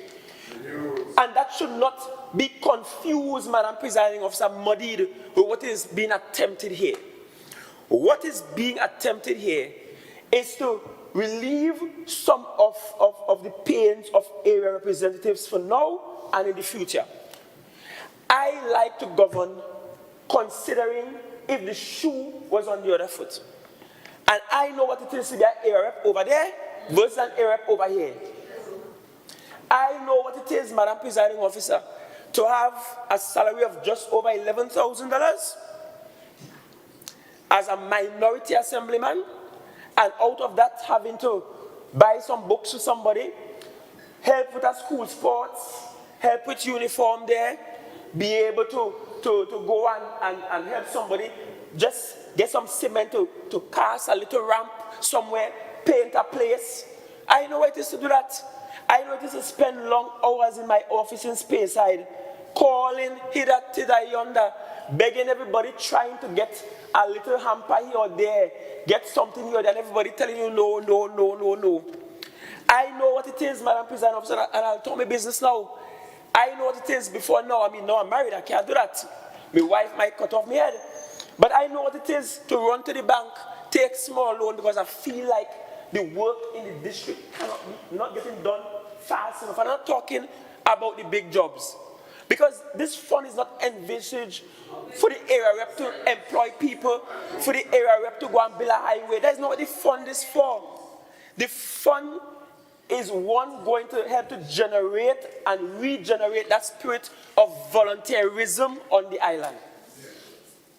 The fund is meant that the community has some access. I want to listen to the member for New Grange, Better New Grange. He spoke about formulating district councils, pulling together all the community-based organizations. And I heard Minority Leader 2 from Roxborough talking as though he did not hear that. Pulling together the community, pulling together your district, having them meet with you, having them say, look, this is what we have for the year, that we could do some projects. What are we going to do? Maybe we have Miss Marjorie down the road, you know, because of gangrene, they slice off one of the foot. She now can't enter, she has a wheelchair. It's some steps. We will apply through this fund, and when we receive, and we get the materials, and as a community, we can go out and do the work, volunteerism.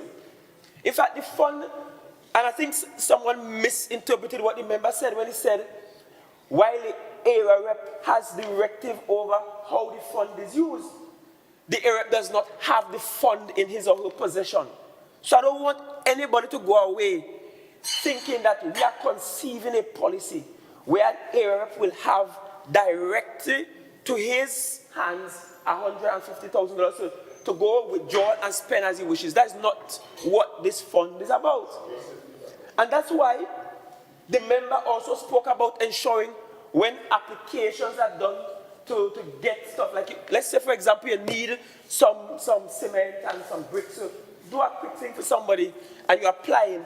You're required to have your quotations and so on submitted along with a formal application process that will allow accounts to do their due diligence. In terms of time frame, and that's a legitimate question, I believe, because we don't want to set this up as a way to bring social relief to people and then a whole year pass and you can't get it. In fact, I will be most annoyed if that is the case, because that would then be a waste of the area rep's time, a waste of the district council that has to be formed out around the area. It will be a waste of everybody's time. And so I believe when the special committee meet, they can work out a mechanism by which, within a space of no more than 2 weeks, that the requests of the community can be facilitated. Whether it is a request to get some stuff from a hardware, get some stuff from a sports store, get some stuff from a bookstore, or as the case may be. I want to point out, though, that the issue of liability will continue to be borne by community development. Because in listening to the member, I'm sure I heard the member spoke about community development being in charge of the fund and in charge of its use. So the liability won't rest with the area rep, but with the division that has to procure the things needed by the district.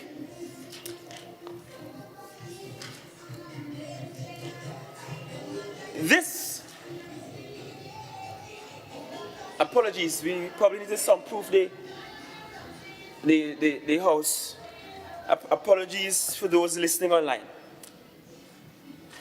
Madam, we heard about the matter of the ex gratia payment coming up, and I want to address that. In fact, the executive wished that this would have been paid by December 31. In fact, that is what the original executive council note says. The accounting staff across the divisions are the ones who asked, in fact, begged, they said, no, please, we're begging, we need some extra time. We can work for the month of January. And we said, okay, we work with your timeline. The promise for the ex gratia was never $10,000. It was never ever $10,000. I don't know where that came from. It was $1,000, and it will be the $1,000. Further, Madam Presiding Officer, the member, the area for Roxborough, Argyle, pointed out that the only ex gratia that was paid was those promised by Trinidad. And let me point out how that was paid. Most people would know that long before we got the releases from Port of Spain, for that ex gratia, we paid it up front and wait for our monies on the return. That's how they got paid. We weren't waiting on the releases. We paid it up front before the releases arrived. That's a fact. Madam Presiding Officer, one of the pitfalls that the members sought to avoid why he spoke about the issue of bringing the community together, having a process by which the area rep gives a recommendation with supporting documents, send it to the division before the action, is because we don't want to have a situation, as outlined by the CPA, whereby this can be misused or used in ways that should not. And in fact, as an area rep, if you know you have $150,000 available to your community, it's not to your disposal to just go in and deport and spend. I explained that before. Available to your communities, Madam Presiding Officer, I am certain the area rep will do a delicate balancing act. Meaning, you won't use that $150,000 to see about funeral expenses when there exists a social program treating with funeral expenses to those who are absolutely in need. And the area more than likely will balance and juggle the thing. The question of why 150,000? Should it be more? And as I explained earlier, when the bipartisan committee meets, when they look at the thing, when they explore the draft policy that the division prepared, and we didn't prepare that policy, the workers in the division pulled that together for the executive. The workers in community development pulled that together for the executive. We said we are not going to just approve that policy. We prefer a bipartisan committee meets, explores it, interrogates the thing, look at all the possible pitfalls. We threw into the mix the toolbox from the CPA to allow the process to be guided properly. And on that basis, Madam Presiding Officer, if when that bipartisan team meets, they make a recommendation that the starting figure for that fund should be a little larger. I say a little larger, because it certainly won't be $10 million per district, a little larger, then that is something that we can, in fact, consider. But we are simply asking two primary things. That one, this House considers forming a bipartisan committee to review the draft policy and be guided by the toolbox created by the CPA. And let me say, Madam Presiding Officer, this House of Assembly is in fact a parliament. This is, by definition, a parliament. It is just called the Tobago House of Assembly. The Tobago House of Assembly is a parliament. What we have at Red House is also a parliament. And as a THA, we have participated and continue to participate in programs run by the Commonwealth Parliamentary Association. So it is not strange that the CPA is being used as a reference point for guiding how this bipartisan team will look at this matter. I am prepared, Madam Presiding Officer, to ask the team, subsequent to the draft that will be done by the bipartisan committee, after they look at the first draft, to the bipartisan committee make the recommendations. I am prepared, Madam Presiding Officer, to even put this out to the wider public for more conversations, in whatever form, for more conversations on what that should be and what that can look like. The idea, Madam Presiding Officer, is that this fund is not meant for the area to go out giving people work. It's not meant for the area to go and build highways. It's not meant for the area rep to go and replace the executive, as I point out, in every district. Contrary to how the area rep for Darrell Spring, Wimfields, in every district, I'm certain we have spent more than $10 million already in works, already. The fund is not meant for that, but the fund is a very good starting point in bringing Tobagonians back to that place of volunteerism. Madam President, you know how much savings the THA will have. For example, I'll give you an example. The jetty on the mainland in Speyside needs some upgrade works, some paint. And you know what I said to the division? I said, I don't want us to come in and paint no jetty, you know. I much prefer we get the paint and I call out the village council and we go out there and paint the thing myself.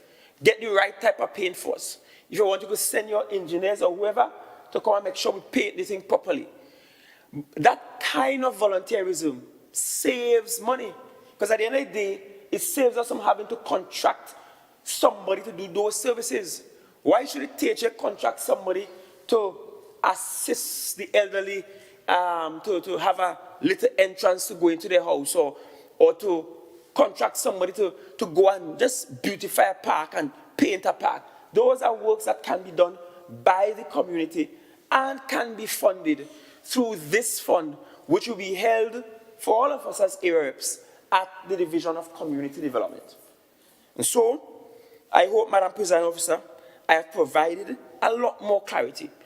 Clarity in stating that, one, all that the division has is a draft policy that has not yet been accepted by the executive, but the executive council desires that the minority join us in a bipartisan way to review that draft while being guided by the toolbox created by the Commonwealth Parliamentary Association. Two, when that process is completed, and I don't think, maybe I am wrong, but I don't think that should take a bipartisan committee more than a month to do. I think the member mentioned about a month's time. Once that is completed, the executive can have further consultations on the matter if that is desired, if that is recommended by the bipartisan committee. But by that time, you will have reviewed what the workers, what the technocrats in ComDev are suggesting we use as the methodology, as the process for engagement to give the best, the most efficient, and the most accountable process by which this fund can be executed. And it allows for wins all around. The minority is free to say at any juncture that they don't want to participate in a project like this. And then we will have to pivot accordingly. Certainly, I would point out that the area for Roxborough Argyle, minority leader number 2, who threw up some stuff, claimed 10 million, won 10 million, and run away. I could say, as of now, we are not there yet with $10 million. And as I pointed out, in the mandate, it's written clearly that the aim is 10 million, but we will start as funds are available. In fact, we don't want to wait until Tobago is in a position to have $10 million assigned to this program to start. We say we're starting with what we have and we'll build over the years.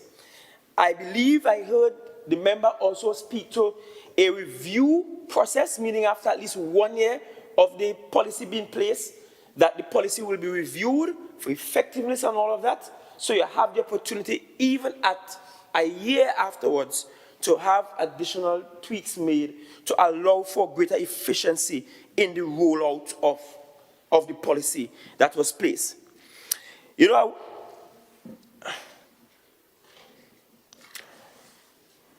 I want to end, Madam Presiding Officer, by pointing out the irony and perhaps the rank hypocrisy of quoting that scripture in Timothy. You see, I learned a long time ago when I was in Sabbath school and I saw the story of the devil taking Jesus on top of that high mountain and telling him to jump off and so on. I learned through that story that even Satan knows how to quote scriptures. And so I've learned a long time that people who quote scriptures themselves and so frequently sometimes are the most laughable ones in the bunch. And I want to point out the rank hypocrisy in this notion of form of godliness but denying the power thereof. Because it's no secret that there was a falling out that happened between the area for Roxborough Argyle and the rest of this team. And a lot has been said, but quite a lot has not been said. Purposefully so.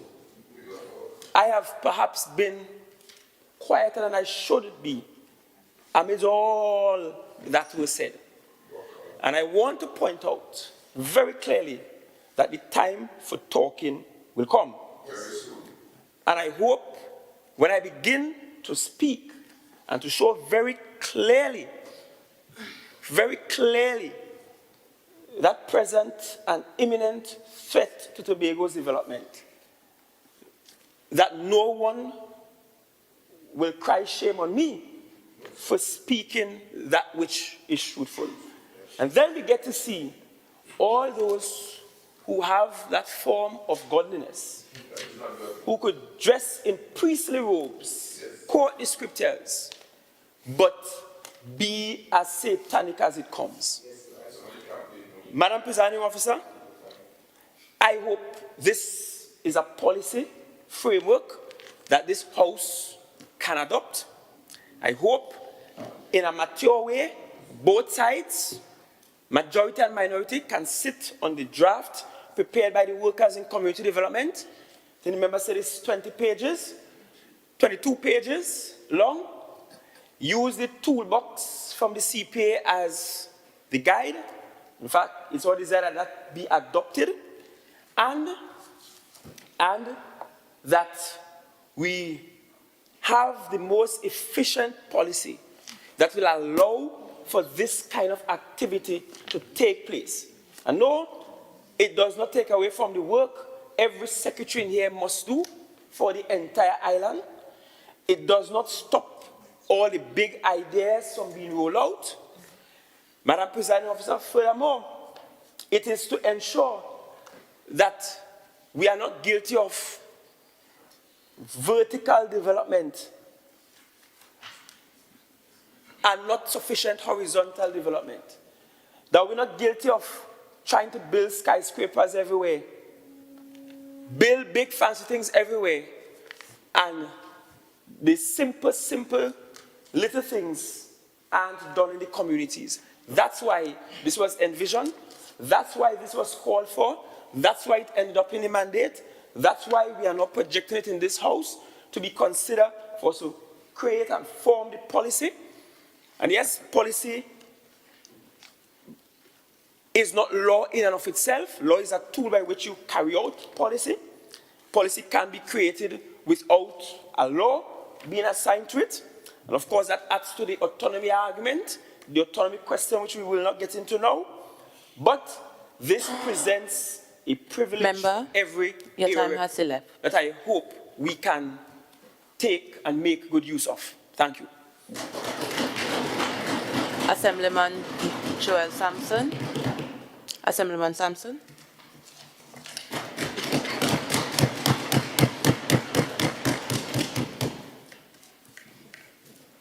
Thank you, Madam Presiding Officer. It gives me great pleasure to join the debate this afternoon in my capacity as the proud representative of the electoral district of Bonaccord and Crown Point. Madam Presiding Officer, permit me to thank the Secretary of the Division of Community Development, Youth Development and Sport for having the foresight to initiate this conversation today. Thank you, Secretary Baines, for this timely, relevant, well-presented and well-articulated motion. Big up your whole self.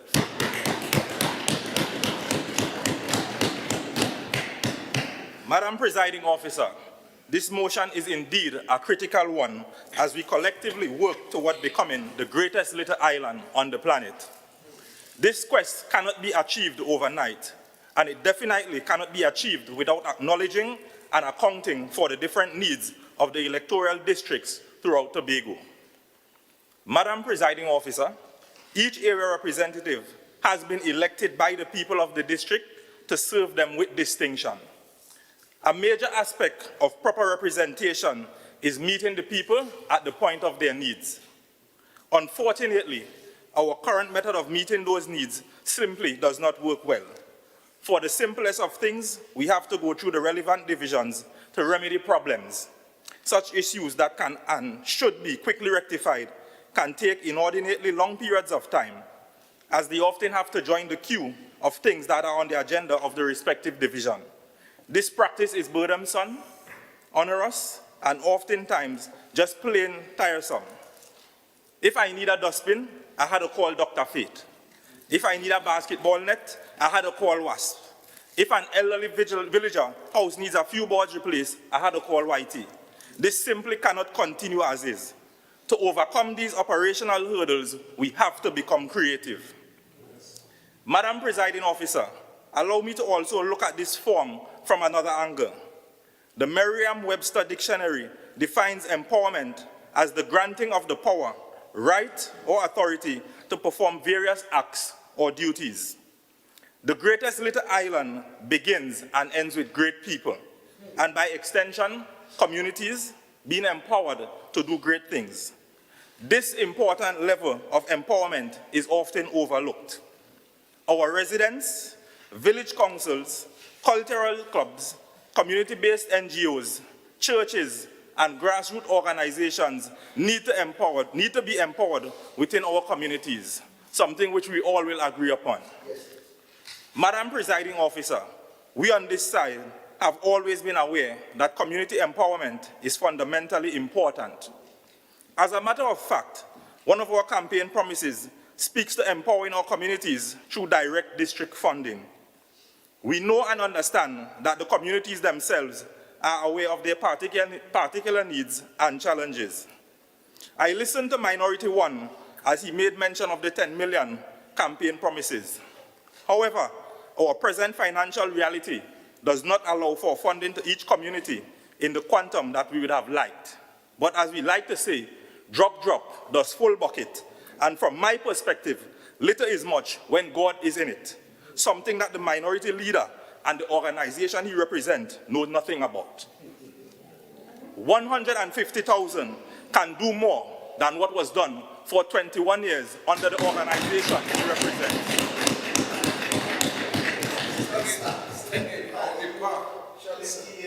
Madam Presiding Officer, the electoral district of Bonaccord and Crown Point overflows with love, please, for our fellow men. In fact, many of the initiatives and projects born out of my office are kindly sponsored by community businesses and generous residents. While this signals the willingness of residents and business owners to fulfill their social responsibility, it sometimes limits the amount of persons that could be impacted by these community initiatives. This funding in my community will result in greater community buy-in, most definitely encourage the already present spirit of volunteerism. Madam Presiding Officer, could you imagine the joy on the face of the elderly citizens in my district whose quality of life could be improved if materials to effect repairs on their homes could be purchased by this funding, and together with the volunteer carpenters, masons, laborers, their homes are fixed? Could we dare to imagine the little boy or little girl who has a passion for a sport that can be nurtured because we have funding available to purchase the equipment needed to hone their skills, along with the volunteer coaches and sportsmen in the community that will guide and help them along? What about the books and other resources that can be purchased for the Plan Center in our community to assist with reading and general literacy for our struggling children? These are but a few of many areas that can be impacted in my electoral district by making this funding available to communities. Madam Presiding Officer, as we all know, transparency and accountability are hallmarks of good governance. This administration has always been committed to implementing the necessary measures to ensure that proper governmental practices are upheld. As such, we need a clear, well-thought-out policy guiding direct district funding. One that takes into consideration, among other things, proper procurement practices, monitoring and evaluation, as well as implementation planning for projects proposed by each district. Madam Presiding Officer, we are not a team that strives to unfairly delegate funding to districts. This policy transcends partisan politics to ensure that each district has an equitable distribution of funding. I wish to urge those on the other side not to allow this motion to be mired and shaped by petty party politics. It is important that we place the interests of the people of Tobago above personal or political interests. Madam Presiding Officer, as I seek to end my maiden contribution, I express my profound blessing upon my life, and as I continue to serve with distinction and class as desired by him. I wish to thank the Chief Secretary, the Honorable Farley Chavez Augustine, for the opportunity to serve Tobago. I wish to thank the persons in my electoral district for bestowing the confidence in me and giving me the opportunity to serve, not only the electoral district, but the people of Tobago. Your love, encouragement, and support continues to strengthen me as I grow on this journey. I urge all of us to do the necessary introspection and take the necessary action to ensure that we play our respective roles in making the Tobago dream a reality. I thank you. Yes.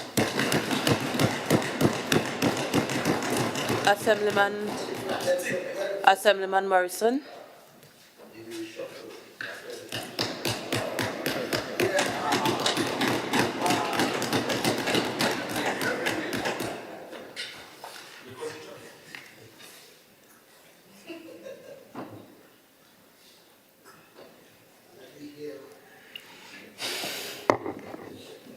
Thank you.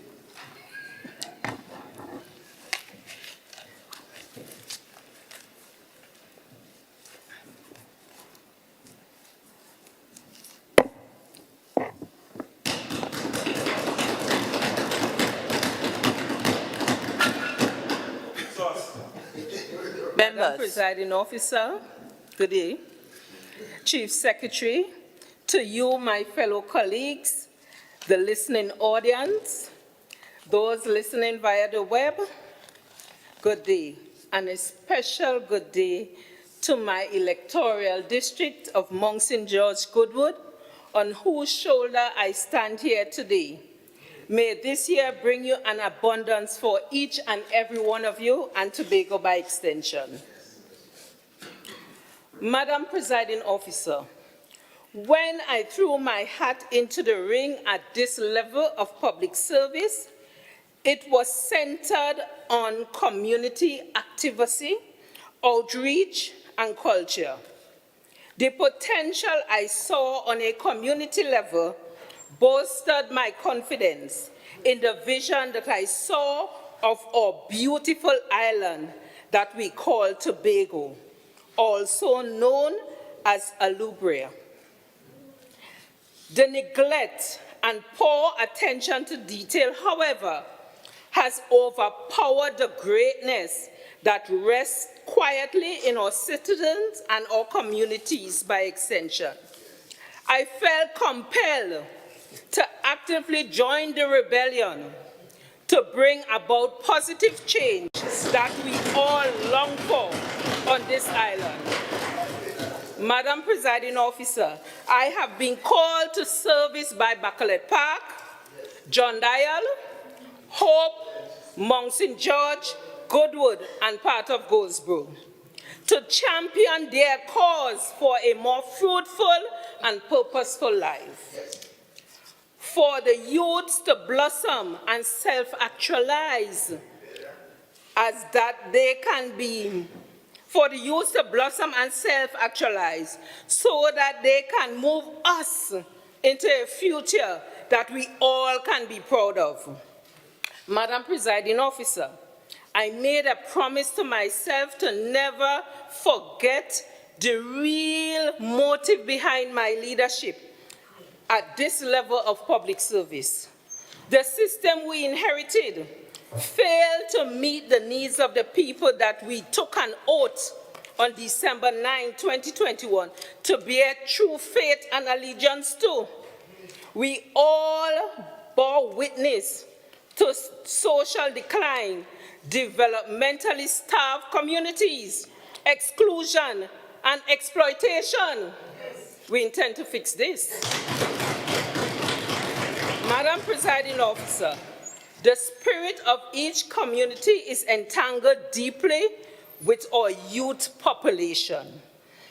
It will be arrogant of us if we do not recognize the abandonment, disconnect in our youth population, and clear indication that we were missing a key, a tool, an element, a resource strategy that translate and convert dialogue into action that was sorely lacking. I can tell you, it is like bringing a knife to a gunfight. Yes, you might get a little scratch here and there, but unable to unarm or derail the enemy. Enemies such as violence, unemployment, underemployment, drugs, gang, illiteracy, poverty, the list goes on. Elements that have advertently entrenched themselves into the fabric of our society. This administration intends to change that. Madam Presiding Officer, as the Assemblyman charged with the responsibility for culture and antiquities, we have recognized that culture is the glue that holds all parts together, a tool that weaves health, education, infrastructure, agriculture, sports, housing, and more. That is in fact the tool that the divinity of our identity. It is the divinity of our identity, and also serves as a breastplate for our people in the future. It will be remiss of me to not use this opportunity and address this House and advocate for the people on how we can capitalize with such an injections of funds into our economy. I will add, soon you will see a reinstallation, re-engagement of culture in our communities. We call it GATCAP, which stands for Guardian Academy Training and Performing Arts Program. After a hiatus of over 3 years, it is now fully back on stream. The first pilot will be for 9 months, which will take us directly into the new financial year. This program is geared towards enhancing and preserving our cultural legacy while enhancing our tourism product. At this time, let me take the opportunity to thank my esteemed Secretary of the Division of Tourism, Culture, Antiquities and Transportation, Councillor Boris, and Administrator Duku for buying into this dream. So within short order, programs will be rolled out in the various communities across the island. Madam Presiding Officer, I want to take this opportunity to thank our Chief Secretary and Secretary for Finance for listening to the cries of the people, for shouldering his burdens along with our own, but most importantly, for arming and equipping us with the tool to serve the people. It is noteworthy, it is significant that for the first time in over 30+ years, our communities have an injection of funds at their disposal to finally have a chance to create lasting, sustainable opportunities for our communities to strive. So in case you close the fridge and you didn't hear what I say, let me repeat. For the first time in over 30+ years, our communities have an injection of funds at their disposal. Madam Presiding Officer, one may say it is small, it can't do much, but as our ancestors rightfully say, one cocoa does full basket. And so, though it may not be much, once it is used strategically, it becomes very impactful. Placing culture at the center gives us a real opportunity to repair, heal, rebuild our identity, coupled with this financial injection into our community. Surely, we will rise. However, culture is a vehicle for that change.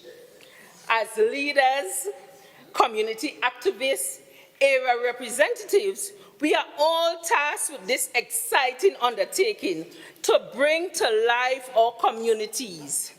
This means that Miss Mabel in James Street may need a ramp to get to her home because of the bureaucracy that currently exists and the urgency of the need.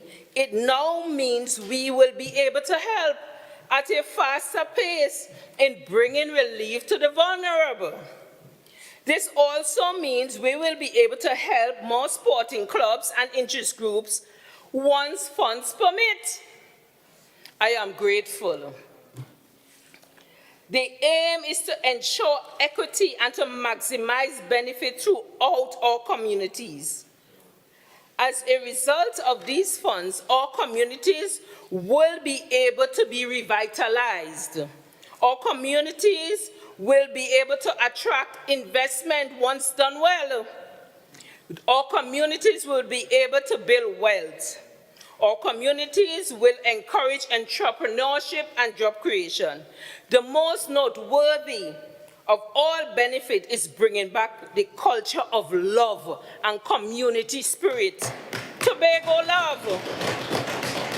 Well in hand was a big deal. Yes, Madam Presiding Officer, with the injection of $150,000 into our communities as a start, we begin to realize a dream. Family by family, village by village, community by community. I would like to challenge every individual on this island to become involved. Document your ideas. Share your thoughts with your neighbor and your friend. Start thinking collectively because we cannot do this alone. This is an opportunity for us to work together in realizing our goals to make Tobago the greatest liquor island on the planet. I am Megan C. Morrison, and I support this motion.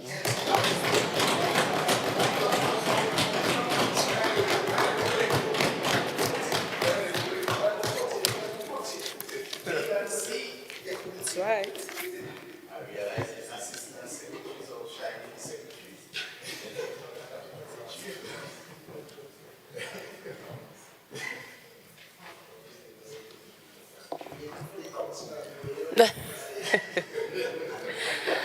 Councillor Benoit.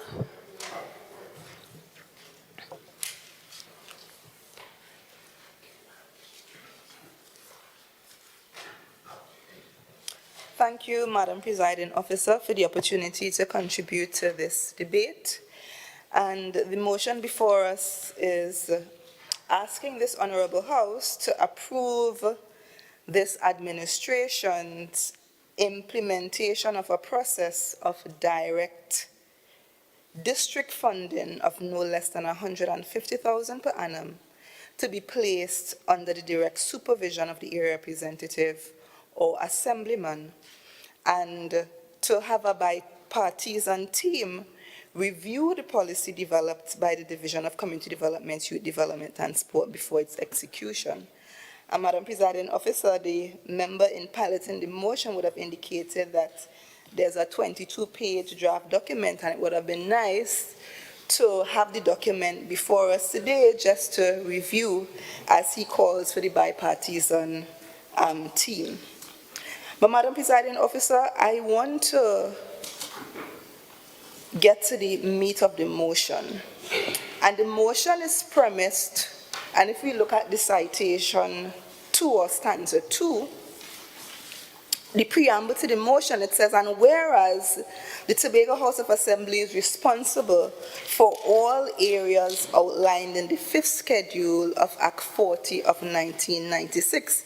And Madam Presiding Officer, that is so under section 25(1) of the Tobago House of Assembly Act 40 of 1996. It does provide for the Assembly in terms of its responsibilities, and it says, without prejudice to section 75(1) of the Constitution, the Assembly shall, in relation of Tobago, be responsible for the formulation and implementation of policy in respect of matters set out in the 5th schedule. Now, Madam Presiding Officer, if you also go to section 34(1) under part 3 Executive Council of the Assembly, it speaks to what are the responsibilities of the Executive Council. And section 34(1) says that the Executive Council shall be responsible for carrying out of the functions of the Assembly, and the Chief Secretary may for that purpose undertake or assign a secretary with responsibility for any such function. And Madam Presiding Officer, as such, I am wondering if what is being proposed, in the way that is being proposed, really is the responsibility of the Assemblyman, whether or not they have that responsibility as outlined in the Tobago House of Assembly Act, and if it isn't a duplication of duties. Yes, you would have heard all the good things that may come, but can these matters be managed as such?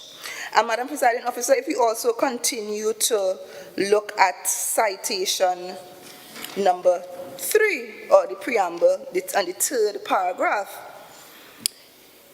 it says, and whereas solid representation is and whereas the current funding mechanism do not always allow for direct district prioritization and execution of projects.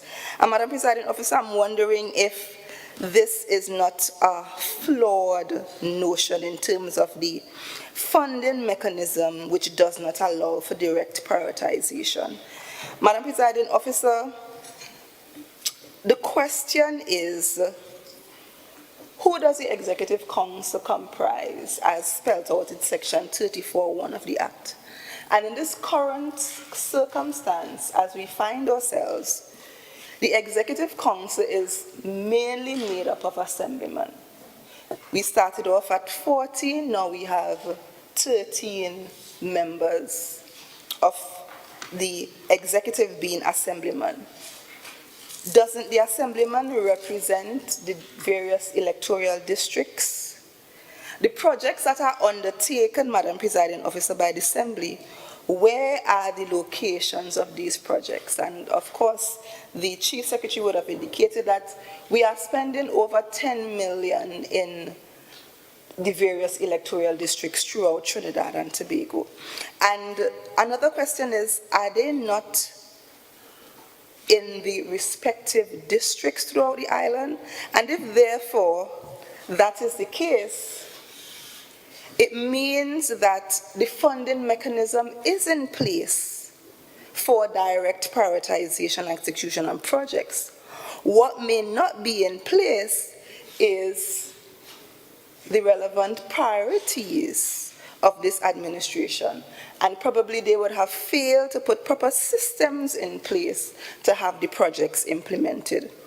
Madam Presiding Officer, the minority leader would have asked the question if members of the public will engage in this process. The Chief Secretary would have said, yes, they were engaged sometime while they were doing the mandate. But do we really know what the needs of the people are in the various communities? Have we assessed them? Did we analyze them? And after we would have done that, then we would come up with a plan to how to address the issues. And the minority leader again would have indicated, I am not sure if we are diagnosing the problem correctly. What are we really trying to achieve? Because if you look at the motion in the manner it is placed, I am not sure if what is being prescribed is really us solving the issue. So, Madam Presiding Officer, we have seen where in the recent past it appears as if we have not been meaningfully consulting the people. And we saw where recently members of a particular area had to cuss and go on the TV, social media, because there were particular changes to the calendar of events for Carnival. And again, because we did not adequately consult with the persons, we didn't get a full appreciation of what their needs are. So after we would have implemented a calendar of events, different from what would have existed in the past, we now have to go and redo and put it back because we have not adequately addressed the issues, the concerns, and the need, and identify a plan to solve those needs. Madam Presiding Officer,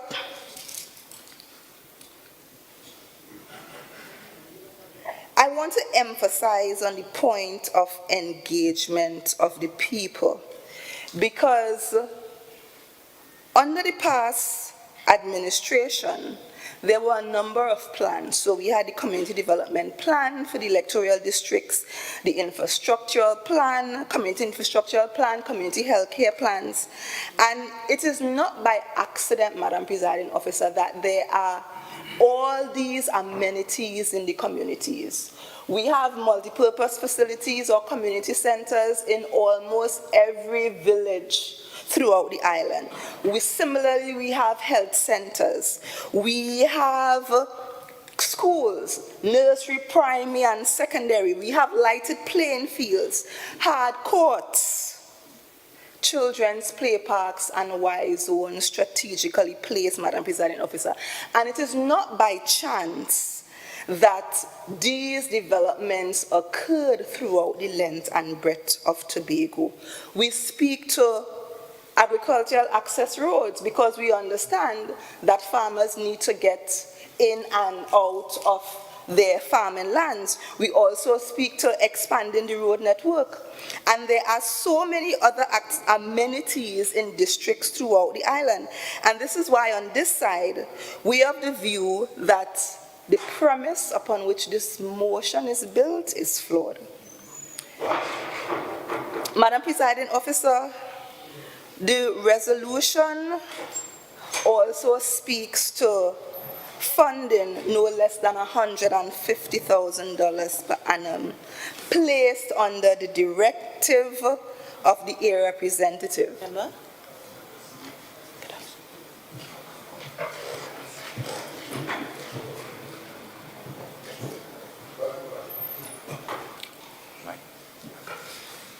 Thank you, Mr. Deputy Presiding Officer.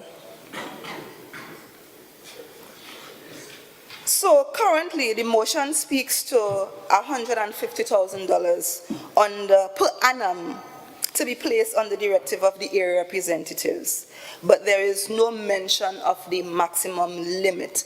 The Chief Secretary would have pointed out, but in the case of this particular motion, the Chief Secretary says that it can go up to $10 million if funding is available. But in this particular instance, members opposite would have indicated that there isn't sufficient fund. So as we start this process, Mr. Deputy Presiding Officer, it will be instructive to note what is the maximum at this particular time that this fund can go to. And is it the discretion of the Assemblyman to determine that we can now increase the fund to probably $1 million to? When does it end? When does the $10 million kick in, Mr. Deputy Presiding Officer? And again, who determines the maximum limit? The resolution also speaks to a policy to be developed by the Division of Community Development. Again, what is the policy? The member in piloting the motion didn't really delve into what this policy is, and we would appreciate to see a draft of this policy that is seeking bipartisan support. Mr. Deputy Presiding Officer, we on this side have a lot of questions in relation to what is being put forward and what is being requested. Some of the questions include the relationship. What is the relationship between the policy and the funding allocation that will be proposed?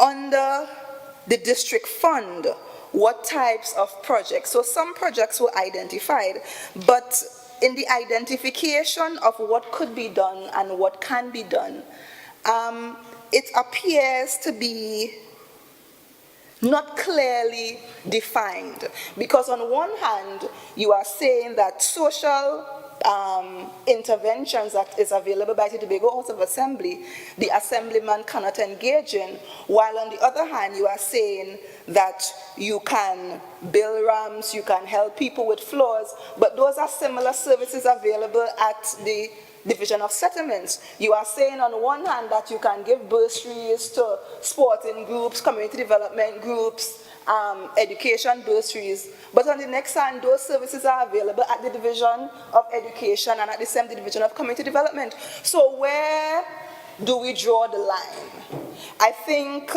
we need to have some more meat, more details as to how we operationalize this policy. Mr. Deputy Presiding Officer, additionally, what will be the procurement or spending guidelines regarding the proposed allocation? Yes, we heard about the financial regulations and you can't spend outside of that, but that needs to be a little bit more specific as it relates to this district fund. I would have come across an article this is an international news article, and this was published on the 12th of December 2022, and the article is entitled Constituency Development Fund, Can It Work? And this news article was reporting on a regional workshop on constituency development funds and anti-money laundering, which was convened in New Zealand. And this workshop was convened between the 28th and the 29th of November 2022. And what the meeting sought to do is to bring together parliamentarians along with integrity officials, including ombudsmen and the Leadership Commission from the Pacific region. And the article described, and the member in pilot in the motion would have described the Contingency Development Fund as a funding arrangement that channels funds from the central government directly to constituencies for local infrastructure projects. Decisions about how these funds are allocated are allocated and spent, are heavily influenced by the elective member of parliament. And in our case, the fund will come through the Tobago House of Assembly, and our assemblyman or area representatives will be the one to influence how this fund is expended. And at this workshop, Mr. Deputy Presiding Officer, various MPs would have presented and shared their experiences on how community development funds work in their respective countries, as well as they share the control measures that are in place in their respective jurisdictions. And I will share a few comments from the article. And one MP indicated that his government has all the best systems of best practices in the world, all written down in the form of the national constitution, its statutory laws, subsequent policies and guidelines. The laws are all coherent and specifically tailored for best practice, which includes rules for the applications of the Community Development Fund. And Madam Presiding Officer, in this instance, at the highest lawmaking level of the land, the policies, the laws of the Community Development Fund is enshrined there. Another MP highlighted that for a country which is as diverse as his, it's such as diverse linguistic, cultural, geographical, and socio-political environment, interpreting the use and practice of the Community Development Fund in Parliament, provinces and districts is of a great challenge. This time, a permanent secretary in his presentation, and this is the permanent secretary from the Ministry of Rural Development, while sharing his country's experiences, explain that the challenges the ministry faces every day in managing the community development funds include the unfair distribution of funds, mismanagement of funds, absence of proper guidelines, lack of transparency, and a lack of capacity were a few things that were highlighted. And Mr. Deputy Presiding Officer, we also had the chairman of the Parliament Standing Committee Against Corruption, which said that it was perceived by many people that incumbent MPs have unfair advantage over electoral candidates.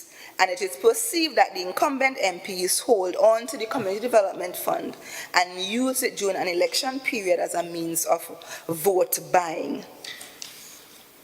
And I also want to share a view from two ombudsmen who, in their presentation, while sharing on the laws that were present in their respective countries to tackle corruption, the ombudsmen agree that reforms are needed in their laws because corruption has evolved and mutated over the years and is now eating away at the very fabric of their society. It was also revealed that the Ombudsman Commission carries out regular awareness programs with leaders at all levels of government on transparency, accountability, and good governance. And the final point I wish to highlight from this news article is from the results of the Global Corruption Barometer. Minority Councillor, Chief Secretary.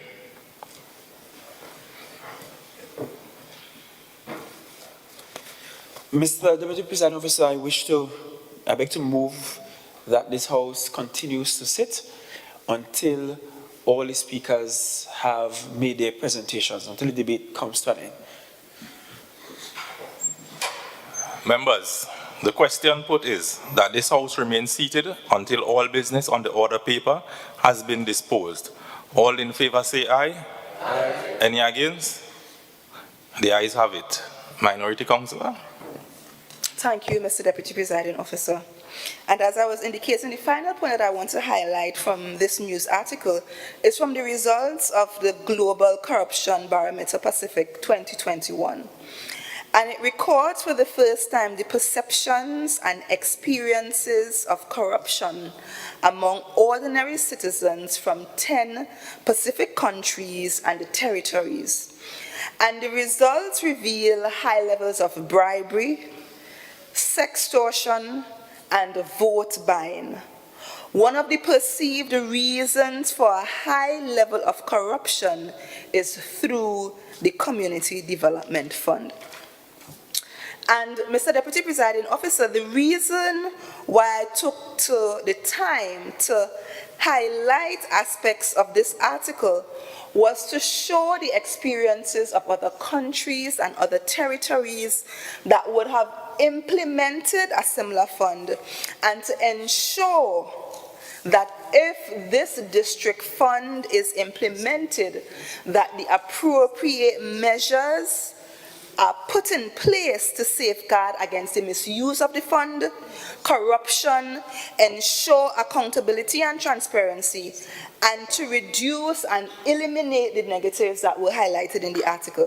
And Madam Presiding Officer, I recall sometime in 2012, under the People's Partnership Government, they attempted a similar constituency fund. I think it also was to the tune of $10 million in the 41 constituencies, and for some reason that was not implemented. We may need to consider why that was not implemented while we look at implementing a district fund here in the Tobago House of Assembly. And we continue to have the questions, Mr. Deputy Presiding Officer. What are the guidelines for the administration and management of the fund that will ensure equity in the distribution as well as accountability and transparency? So we have $150,000. If John Doe comes, Jane Doe comes, who determines what the priorities are? What is the procurement process again? How do we decide who gets what? Who monitors and evaluates the operations of the fund? And how is that done? What is the reporting requirement for the expenditure of these funds? And what will be the checks and balances to ensure, again, accountability and transparency? And Mr. Deputy Presiding Officer, it will be very informative to have these questions answered, and we will, apart from sending or forwarding the CPA, the Commonwealth Parliamentary Association Handbook on Constituency Development Fund, it will also be informative for us to review the current policy that exists. And we are also hoping on this side, Mr. Deputy Presiding Officer, that before any implementation of this district fund, that the policy can be brought back to this Honorable House so that it can be adequately ventilated, debated, and approved before any operationalization or implementation. Mr. Deputy Presiding Officer, with these few words, I thank you for the opportunity to contribute to this debate. Member for Signal Patience Hill.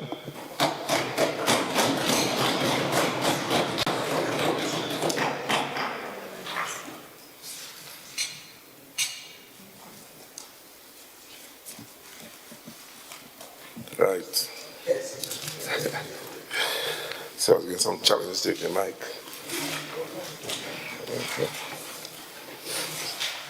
Deputy Presiding Officer, let me thank my Chief Secretary for the opportunity to serve with this glorious team.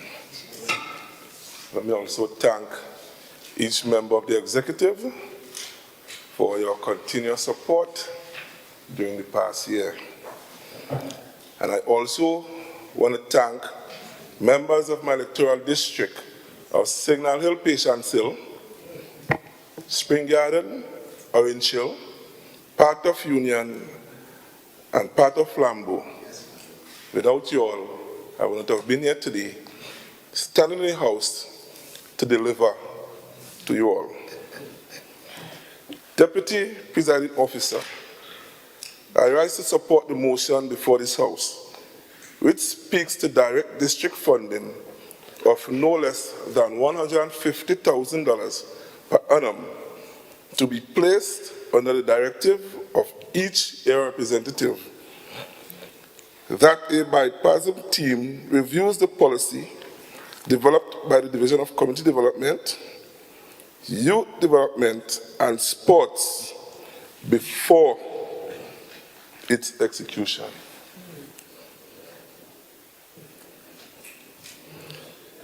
In lending my support to this measure, Deputy Presiding Officer, I reflect on the numerous and varied calls for support I receive daily from persons in my electoral district.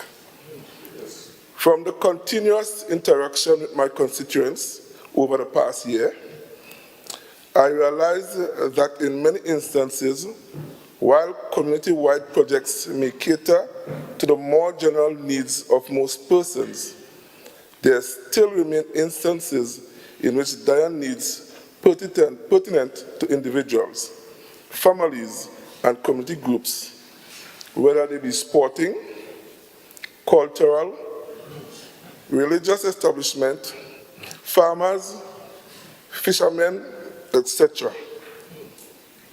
And I will give an example. I received a call recently from a cultural group requesting financial assistance. Also a call from a sporting group, which I personally had to support from my pocket. I also heard the minority saying a while ago that what $150,000 can do, well, let me advise you, sir,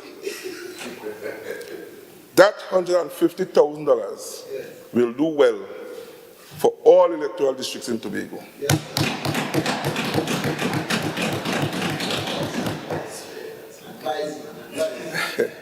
In light of this, Deputy Presiding Officer, this proposed funding I view as a means whereby an effort can be made to meet some of the requests which comes my way.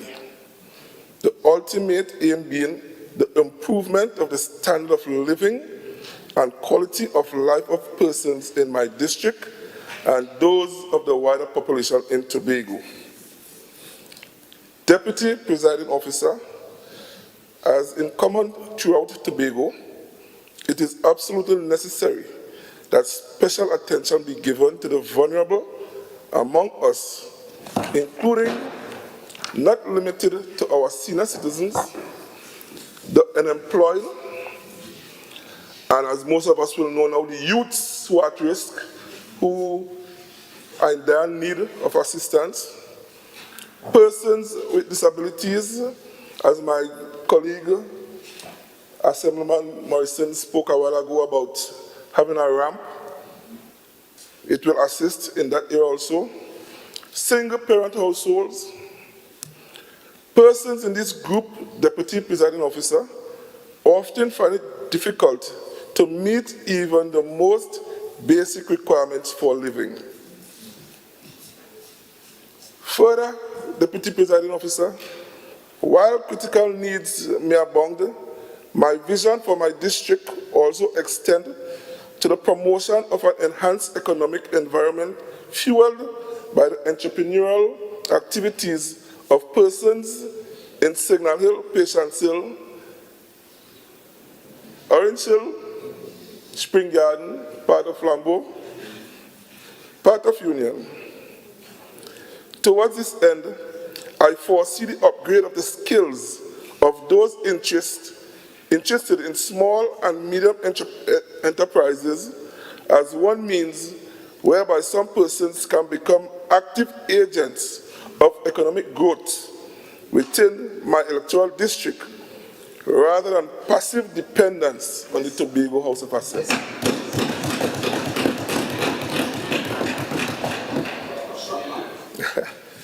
Deputy Presiding Officer, there is a wealth of opportunity within my electoral district. And I will want to say that my electoral district only, but I will say it in Tobago, where most of us have pan sides, cultural groups, football clubs. Like my area, for example, have 2 football clubs that take part in the Tobago Football Association, village councils, police youth clubs. I also have secondary, primary, and preschools in my area. Many of these mentioned here will be well served by an injection of funds such as this motion proposes. Yes. I can assist my pan side with a uniform, or I can buy some football equipment for my football club in my area. And it is my understanding from what Assemblyman Terence Baines spoke earlier. Deputy Presiding Officer, this funding opportunity I realized must be handled with care, and as such, the execution of programs of support will be handled with due diligence and proper accounting to ensure accountability and transparency.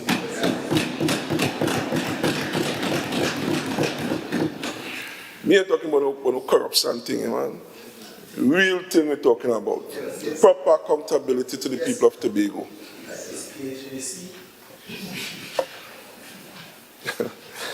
Deputy Presiding Officer, overall, I would like to see the benefit of these funds in my district and all other districts in Tobago. And towards this end, we will support and encourage ideas from as many persons as possible to ensure the benefits of this venture extends to all Tobagonians. Deputy Presiding Officer, with all that I have said, I want to reaffirm my support to this motion to the House because I envision this as a benefit to all persons living on this greatest little island on the planet that we call Tobago. Yes, Madam Deputy Presiding Officer, let me close by saying, may God continue to bless us all for this new year of 2023, and may He continue to bless our leader, our Chief Secretary, Farley Chavez Agustin, for leading us thus far out of bondage. I thank you.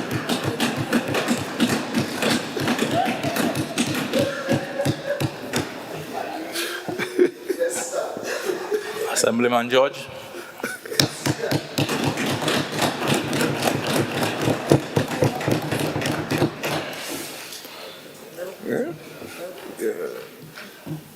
Good afternoon, Deputy Presiding Officer. I would like to thank you for the opportunity to enter this debate. I would also like to thank the residents of Marys Hill, Union, Fairbanks, Orange Hill, Church Street, Bethel, Mount Irving, Pleasant Prospect, Black Rock, and last but not least,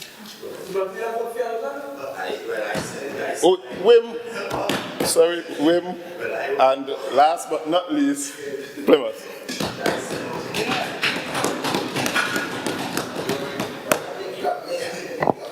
Sure, exactly. The crafters of the THA Act 40 of 1996 envisioned a Tobago House of Assembly consisting of champions of each district being elected and coming together to form this house to make decisions in the best interest of all Tobagonians. The essence of the spirit of this act seems to have been lost over the last couple of decades, reaching the worst point in the 6-6 deadlock in 2021, when partisan politics stuck its ugly head out. Elected representatives, 6 of them, were essentially shut out. This very motion seeks to take us back to the intent of the crafting of the act, where each and every member should have access to some sort of funding to deal with issues within their district.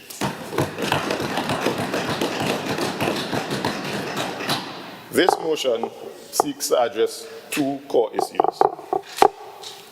Direct funds designated to each district under the supervision of the Assemblyman to promote healthy community development, and an equitable distribution of funds, whether you are on the majority side or the minority side. The path that we take to achieve the betterment for Tobago may be different, but at the end, the goal should be the same, to improve the lives of all Tobagonians, child by child, family by family, village by village.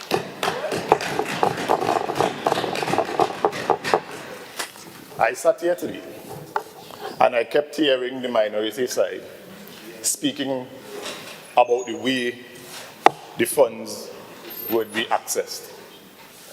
It seems to me as though they do not understand that the fund would be developed in a bipartisan manner. They keep speaking as though they would be looking from the outside in. There's a seat on the table. That is why the bipartisan approach is being taken.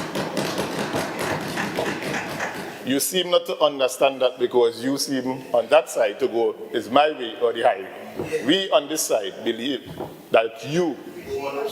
Member, please allow the member to give his contribution. Remember, I represent you, boss. You on that side seem not to understand the inclusion because it seems to be your way or the highway. First of all, this motion is about the starting of the conversation. Yes. It is a draft. It is not a completed. You can allow me to finish, please? I never interrupt you. I never interrupt you. Could you allow me to continue, please, sir? It is a draft and not a completed document. You would have your say, the minority councillor would have his say, and Mr. Duke would definitely have his say. Right. I also heard the minority leader speak of what happens in his instance where he votes for me and I am his representative and he's also a representative. Now, due to the dividing of the districts, there are many districts that are cut in between villages. And sometimes we seem not to understand, but when God does his thing, it isn't by accident. I see this as an opportunity for each and every assemblyman to work together for the goals of their communities. I definitely would work alongside Mr. Morris to get the needs of women secured, and there are 6 others like that in my district. And that's the length and the breadth of the district I have. I also heard Mr. Morrison here misleading the public with this wine and water issue, speaking as though he seeks to exempt himself from his responsibility. I find it very disingenuous because we, as the executive, face that very issue with the budgetary allocation that is given to us. Yes. Secretary James here would need all of the development allocation and more just to deal with the infrastructure needs of our island.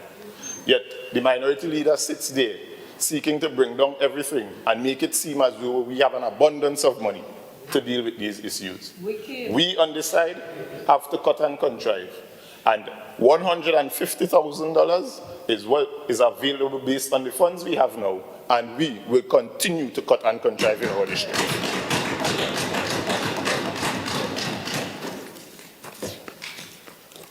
The other aim of this fund is to bring back the community involvement. With this fund, you will be able to access funding to bring in materials for some projects. You then, as your area representative, would have to reach out to the stakeholders, to your community groups, use your reach to access volunteer work to make this happen. This way, the $150,000 would reach much further. It would also bring back the old-time way of doing things together and helping one another. True. This would be effective in many things because we are seeing a scourge starting to develop in Tobago among our young people, and that is because of the divide. Idle hands. If we get together and work together, we'll definitely get more done. This fund will also be used as a metric to judge your assemblyman.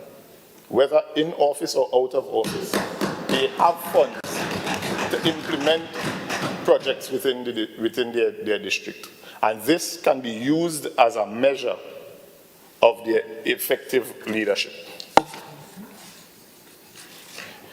The communities will experience faster implementation of their visions for their communities. This fund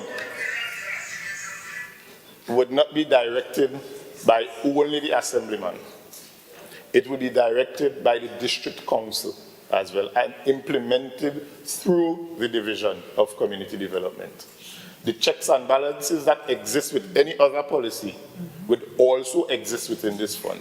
Yes. So the questions that you are asking, you already have the answers to. You will be given jurisdiction to see this because it is a bipartisan development. You will be part of the product, the final product, unless you neglect to take up the opportunity to be part of this process. You would know what is coming forward before it gets here. You act that way sometimes.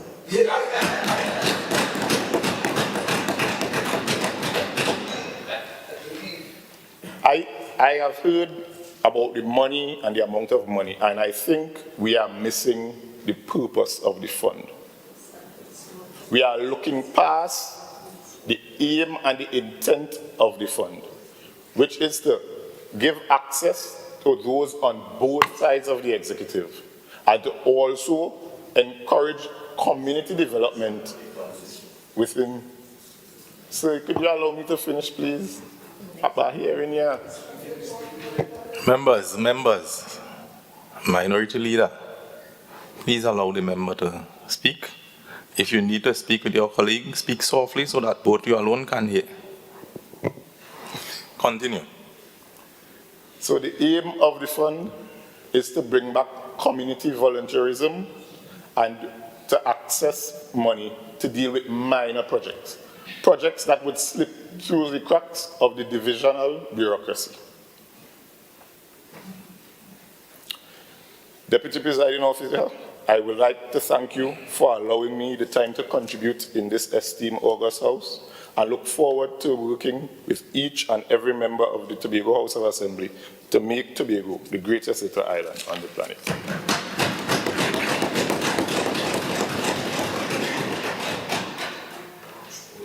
Secretary for Community Development, you may wind up this debate.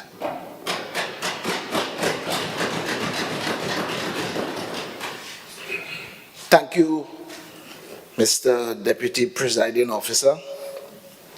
I have to confess that I have a bittersweet sentiment from the debate today. I am a perennial optimist, actually. And despite the type of politics that we have grown accustomed to and so on, I expected a different type of conversation. I listened to, of course, the Minority Leader, and I get this sense that he does not listen. I get this, and not only this, because the last time I was on my legs in this house,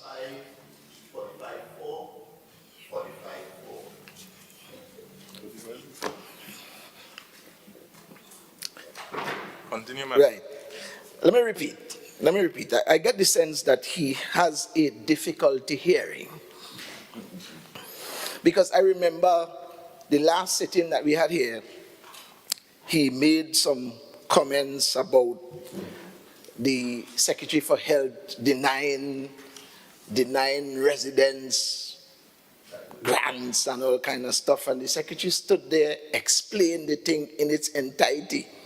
And about 2 days later, I see a Facebook post attributed to him with a hamper from the representative for the East. Saying the point I'm making is that he does not listen. His intent is not to receive information. He does not listen and ask questions and waste the time of this house, in my view, because the things that he has asked are things that we already put in the contribution, plus the Chief Secretary has explained some of the things. So it is depressing. It is depressing, to say the least. And I have also said on several occasions that words like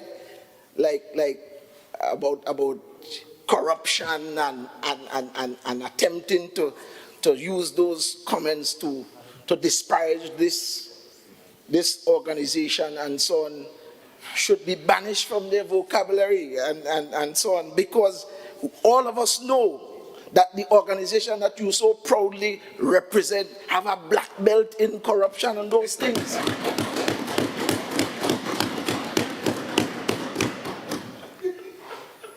And so our attempt with this motion was to try and diffuse some of these things, to stretch our hands across the divide, saying, listen, we understand that this is a program that has delicate areas and so on, and we don't think that we have superior knowledge, and we would like to get some buy-in and like to get some thoughts. The people at the division have worked very hard, and as an administration, we didn't even have to do this. So it's not to say that we are compelled to do it. We didn't have to, but we felt that it is important to get a comprehensive buy-in to the thing, notwithstanding that we also agree that the constituency that the minority represents will benefit from the fund as well, because our commitment is to make sure that the entire Tobago is developed. So I am, shall I say, flabbergasted, blown away. And here's why, Mr. President, Deputy President. It is because it's not just I expect this a debate. I expect that there will be some differences of opinion, but it is the negativism that is distracting. I mean,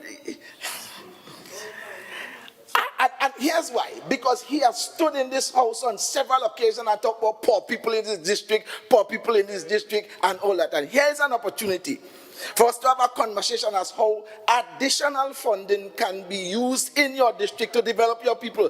And you are as negative as a dark room. I don't understand it. I don't understand it. But suffice it to say, work has been done. And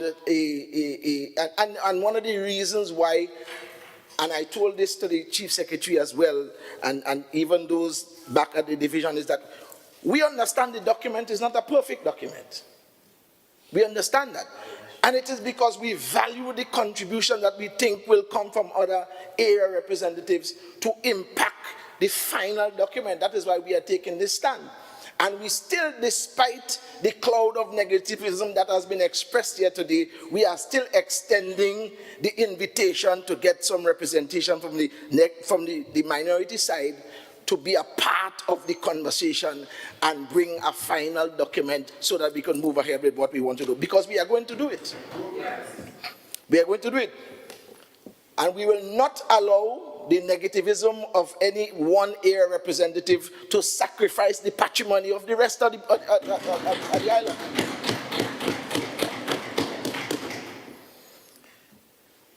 Well, minority leader number 2, well, I'm not sure, because we have to, maybe the Chief Secretary will have to assist me. I don't know who is number 1 and who is number 2. Spurred some stuff here, and in what I can only call ultra cowardice, speak his things and make different comments and try to smartly imply some things and so on.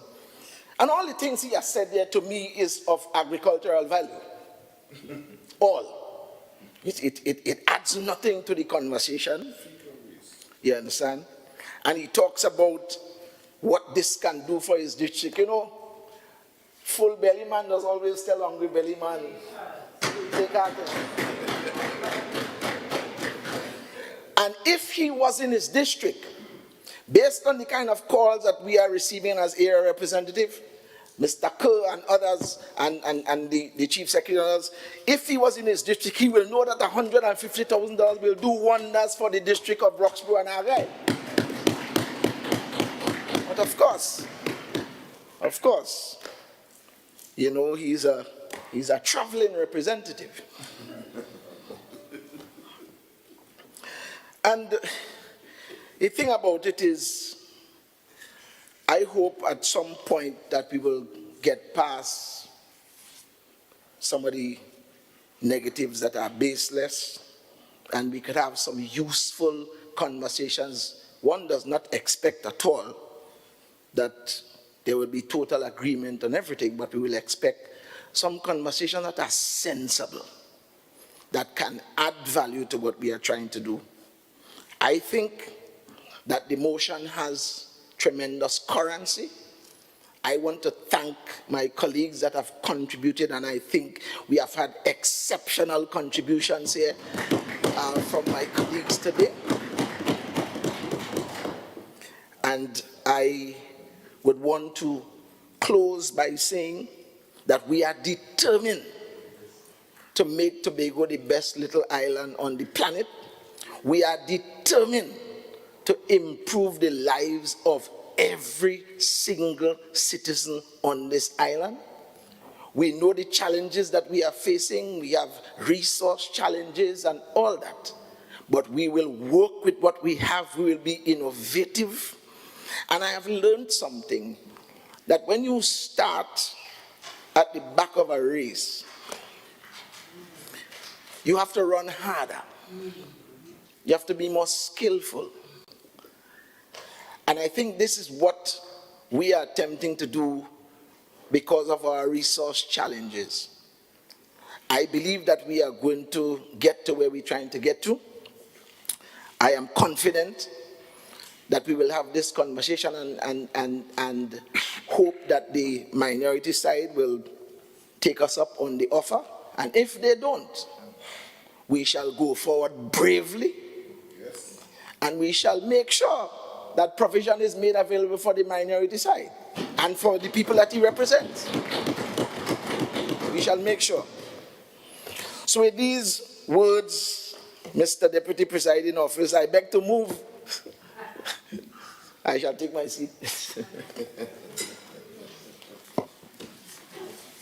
Members, the question put is, whereas the current structure of the Tobago House of Assembly consists of 15 electoral districts represented by elected assemblymen, and whereas the Tobago House of Assembly is responsible for all areas outlined in the 5th schedule of Act 40 of 1996, and whereas the current funding mechanisms do not always allow for direct district prioritization and execution of projects, and whereas solid representation is based on each assemblyman being able to effectively represent his or her district, child by child, family by family, and village by village.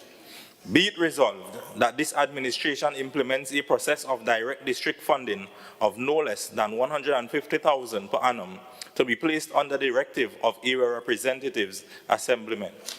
And be it further resolved that a bipartisan team reviews the policy developed by the Division of Community Development, Youth Development and Sport before its execution. All in favor say aye. Aye. Any against? Abstain.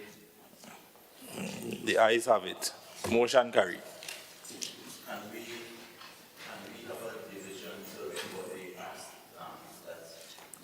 Leader of Assembly Business.